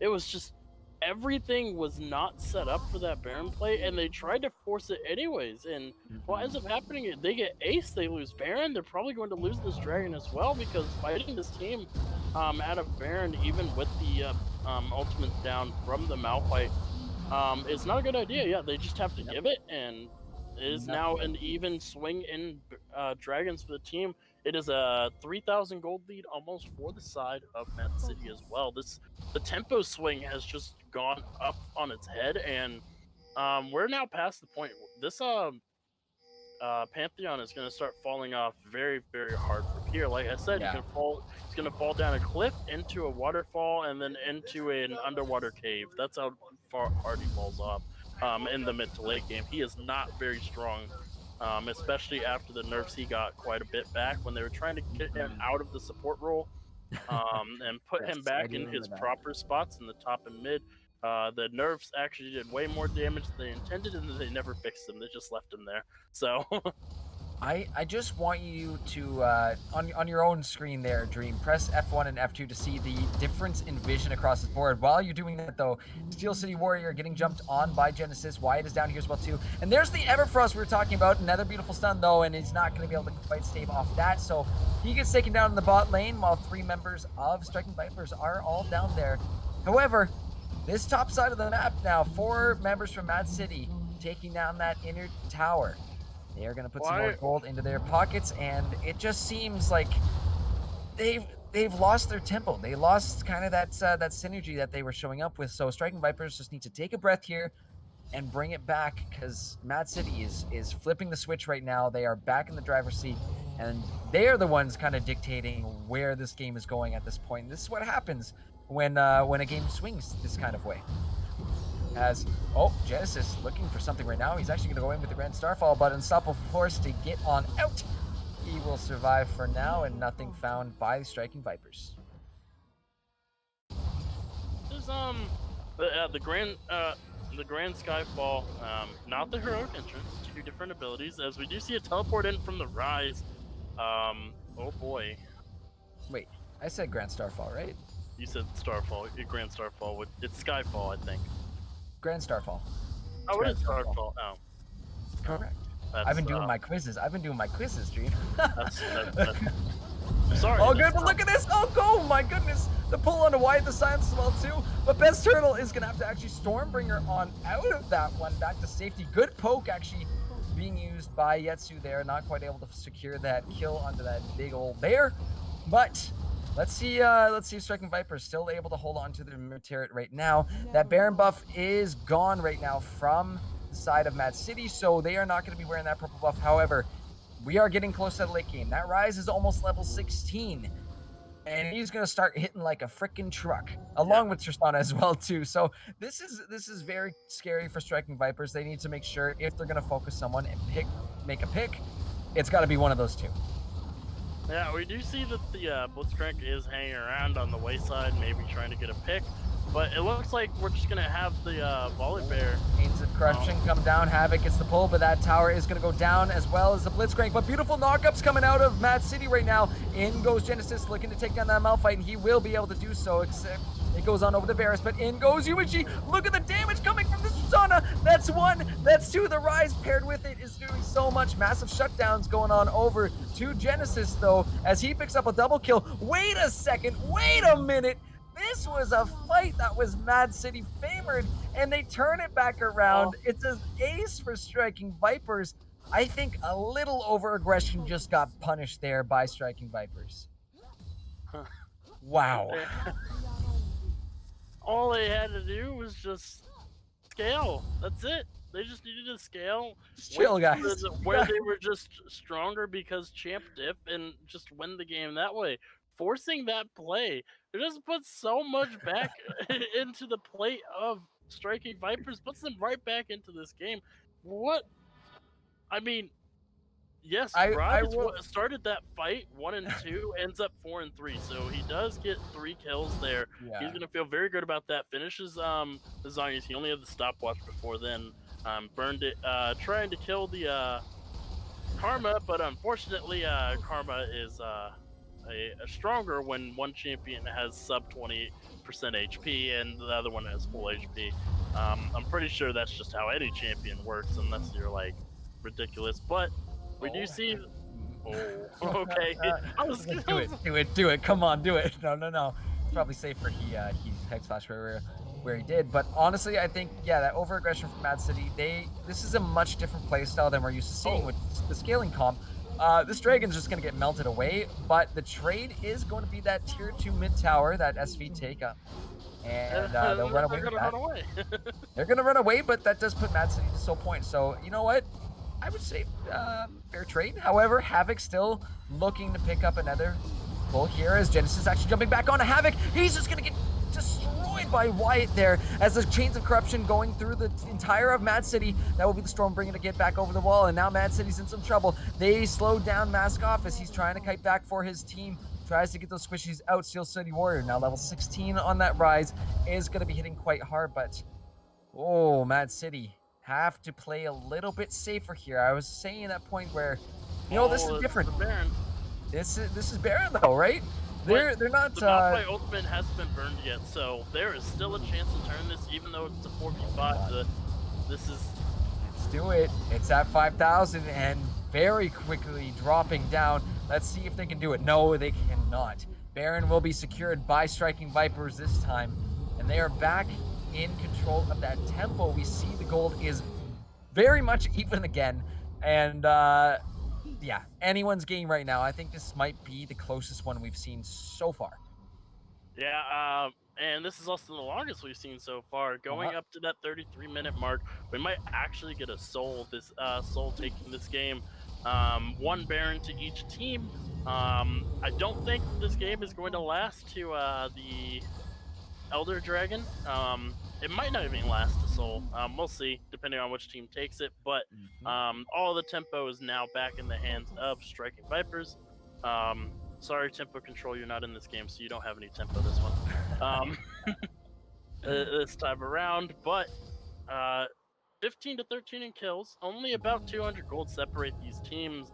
But remember, one team is now in the zone. This is when they start to really outshine the enemy team as far as the scaling goes. The Pantheon has completely fallen off. You see he's transferred from the Eclipse into tankier bruiser items there.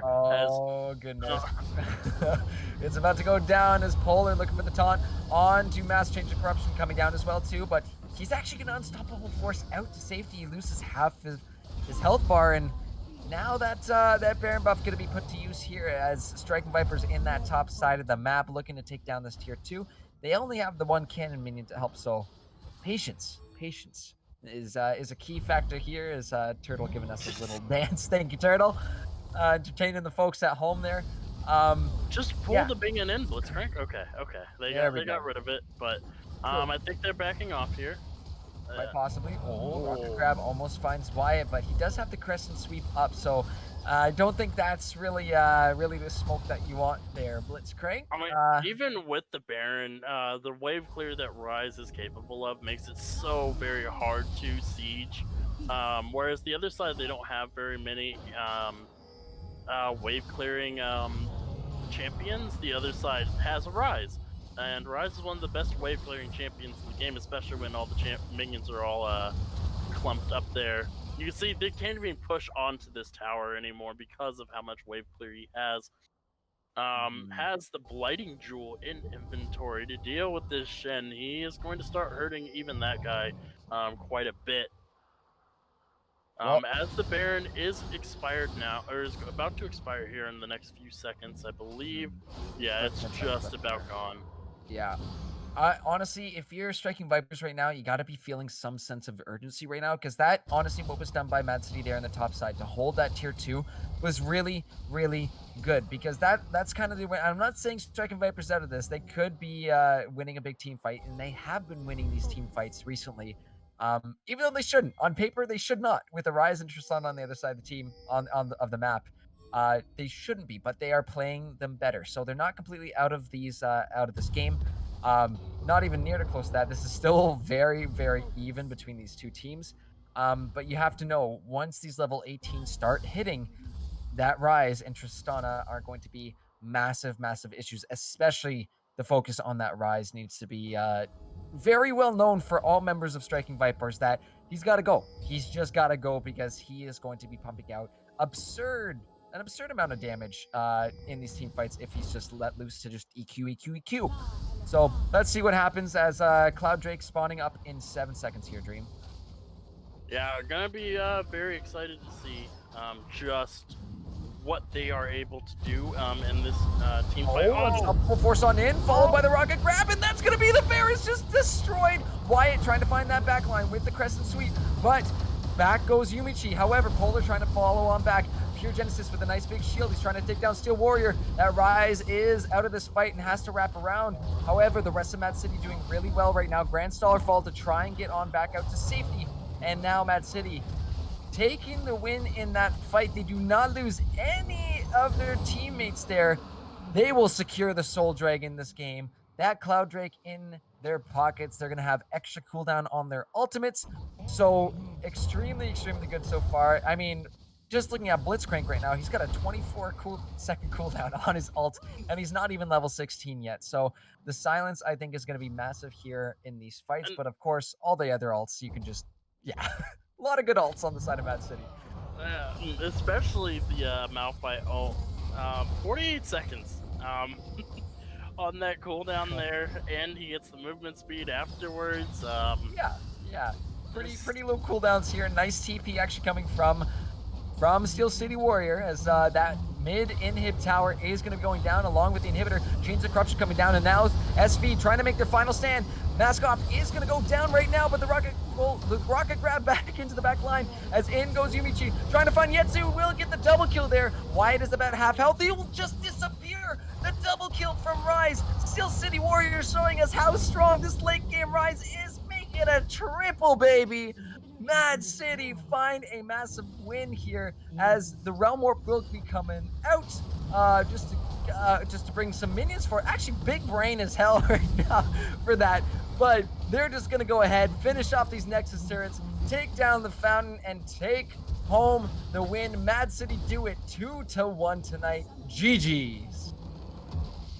Oh, wow. That was so good. So good from both teams. Honestly, one of the most fun casting games I've had well, it's been a while since I've casted, but still so much fun to cast these guys. Just a preview of what this split is going to be like from the LTS pre-made.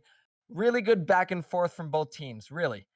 Both teams sat in control of tempo at some point in this game. It was back and forth. Good stuff from either side, but it got to that late game, which we said Mad City had the advantage, and we saw what kind of damage was coming out of that Rise and the Tristana in that late game fight. And that last fight we saw there, plus we can go ahead to those damage charges and just see what was happening.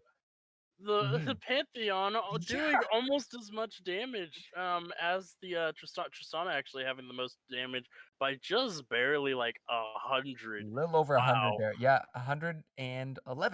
111. 111 damage separate the Pantheon and the Tristana, with the Rise coming in third there with about 200 less than that. So just the amount of damage coming out from both of these teams, you saw that the Pantheon and the Varus try to put the team on the back, but as I said, the Pantheon is going to fall off, and he just couldn't do it on his own. Meanwhile, this Rise is just getting stronger and stronger. There's not enough punishment to delay that power spike strength from the Rise, and eventually he just EQ'd everybody to death, and that was about it.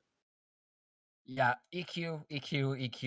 That's kind of what you're gonna be hearing from your keyboard on that Rise, especially late game. I mean, the cooldown is incredibly low and the damage is incredibly high. So, I mean, that is in trade options, that's kind of what you're going for there if you're the Rise.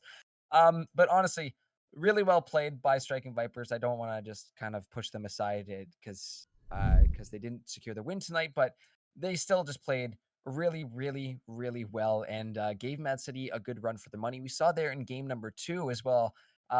Really putting the work in to make sure that Mad City didn't get their usual win con, which was going for that early game aggressiveness. And now we switch it into game 3 where we see Mad City going for something different. They go for the late game scaling, and we saw it seemed like they almost forgot about their plan going in there and they reverted back to what they are used to doing, which is that early aggressiveness, and got a little bit punished by Striking Vipers there. We saw we saw them going a little too ham underneath that mid tower when they were pushing with the Baron. However, they refocus up, they play safe into late game, they find some really, really good picks with Havoc, and they secure the whole thing. So really well done by both teams, and GG's to everybody tonight. Yeah, it was a very beautiful game. Game one was a Mad City. It was a close game, but it was Mad City favored pretty much throughout the entire thing. Game two was just 100% domination by Striking Vipers, and this third game was just both these teams slugging it out. 36 kills at the end of it. Multiple back and forth swings. I wish I could figure out how to get the gold graph to see what the difference between the teams were in gold, but I don't know how to do that. So I can tell you it probably looks like a roller coaster switching between the blue and red teams throughout the entire game. I know that much, but yeah, very good game from both teams here, and if you're Striking Vipers, you can't be upset with the games tonight because you guys played exceptionally well, and it is only week one. You're only going to get better from here. So, Right, week one, you're gonna start to sense a little bit of what these other teams' play style was. I will say this though, both teams did their homework tonight. They went through and did their scouting on each other to make sure to ban out a lot of the with the exception of that Pantheon that got through in that last game. Um, there were some really good bans tonight. I mean, the Nocturne was taken away from Wyatt every single game. He is incredibly good at that from the stats I've seen.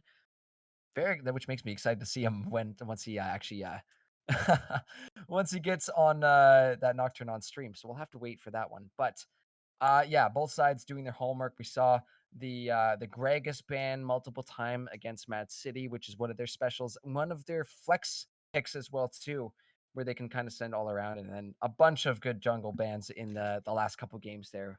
However, in the end, it's Mad City that take it. And that will conclude our week one. But there is a player of the game poll that is currently going on. So let us know who you think deserves that player of the game from our final game tonight. But we are going to send it to break, and Salt will be back to announce our player of the game. But thank you so much for tuning in and watching, guys. Dream, any final thoughts here? I am very excited to see all these teams play throughout the split, and I am so excited to cast these teams. I'm going to learn a lot watching these teams, and I get to we can and learn. and attempting to analyze like what their thought process is. They're thinking of things that I don't even conceive of being a possibility sometimes, like especially last split when I got to cast at the very end. They were doing things I was like, you can do that? What? Hold up. What is going on? It is, as an analyst that is a silver gold player, it is difficult for me to try and analyze teams that are so much higher, that are in such a high elo, because I don't understand how their mind works compared to mine. My mind is, oh, I see a Lulu sitting in the bush there, I'm gonna go jump on them. I don't think, well, what if there's a Galio and a Volibear sitting right beyond that bush? I could be dead. So I just go for it, and then I die, and then I'm like, why did I do that? And then it's those kind of simple little things that the second nature for these teams that goes over the head of lower elo players like me. Well, it's like you said, it's going to be fun Link to cast. But guys, we'll be back. Dream and I will be back next Friday, where you'll see if the LTS players are still playing 40 chest and us casters are playing checkers, or if we'll start. I'm sure we'll start to learn a little bit. Anyways, guys, thank you so much. We're going to send it off to break, and we'll be back with our player of the game. See you very soon.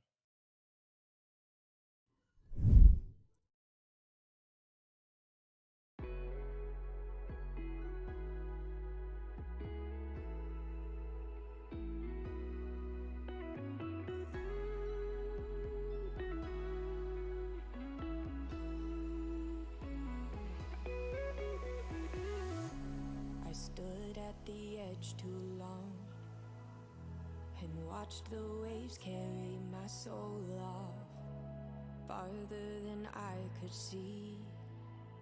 That's when I reached the end of me. Emptier than the sky, light was in full exposure. One bullet to the bullseye, my heart was taking over.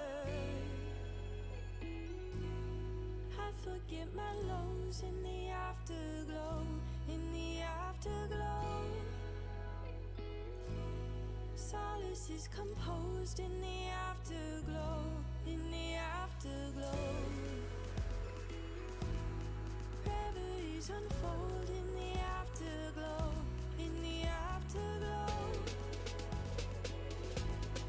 Never letting go of the afterglow, of the afterglow.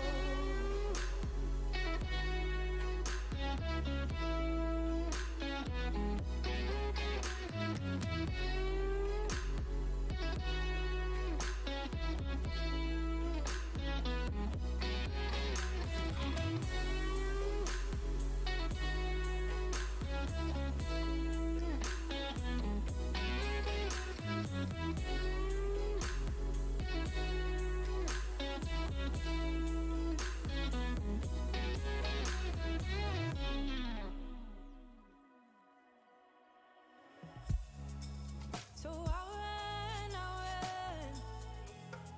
to keep up with the sun.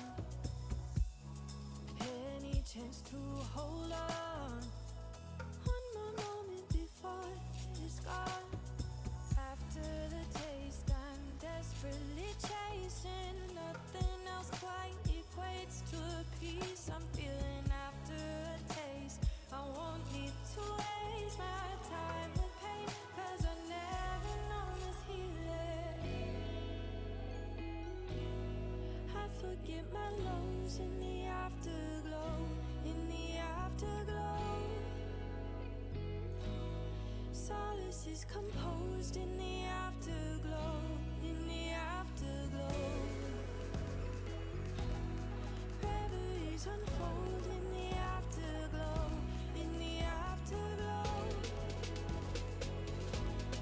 Never letting go of the afterglow, of the afterglow.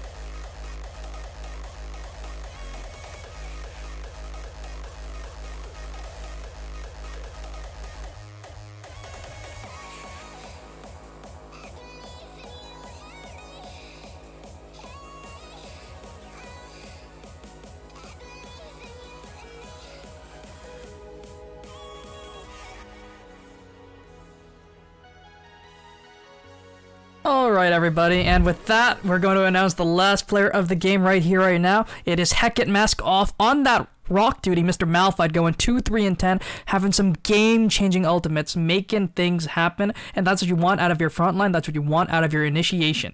That's what he did. He threw himself like the mountain he is right into the frisk of everything, just going MAAD City off on everyone in game number 3. And with that, I just think he definitely played incredibly well, but I got to give a hand to both the junglers, both of them playing very, very well throughout both the series. Everyone had their highlight moments. I think every player deserves at least a little bit of recognition here. This was a great first series to actually be able to watch, to stream, to just have people cast. It was a great one. What do you think, Gurf? Oh man, I had such a blast tonight casting these two teams. It's nice to see MAAD City coming back again with a new team here, or just a different team. But either way, they were looking hella good tonight, showing that they're not just the MAAD City we knew them for is pure aggression in the early game. They do have multiple strategies they can pull out here and work with those as well too. So very nice to see that. But also first time getting to see Striking Vipers on stream and in Legends. So very glad to have another team joining us in the LTS, and they played, extremely well tonight. I think you made a good point too, shouting out to the junglers tonight. Both Wyatt and come on, MAAD City jungler real quick, Best Turtle. Yep. My apologies, Turtle.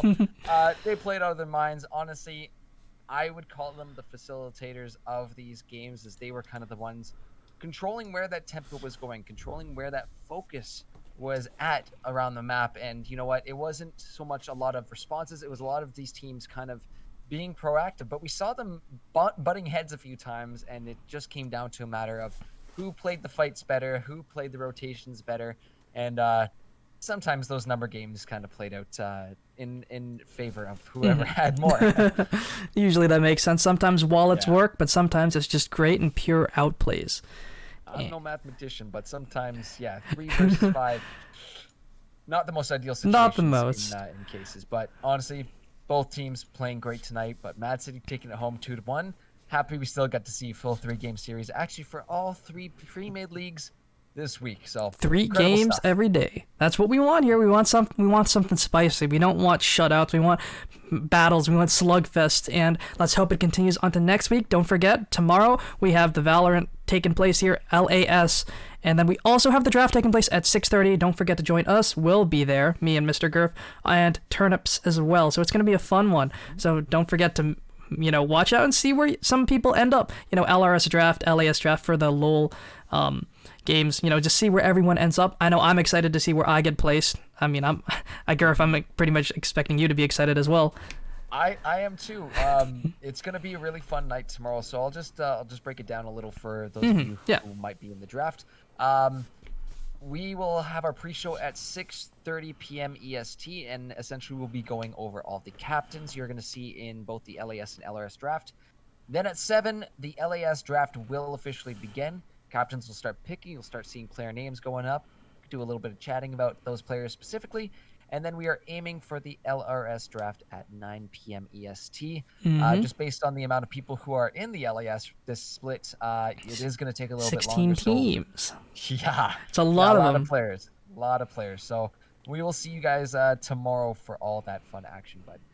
Go ahead, Salt. Let's take us out. All right. Thank you guys so much for joining us. And I'm going to give a big shout out to Mr. Dream and Gurf for casting this great series that we had here. Mr. Dream on the color cast and Mr. Gurf on that shout cast, popping off left, right, and center. And thank you guys for joining us. We'll be back tomorrow.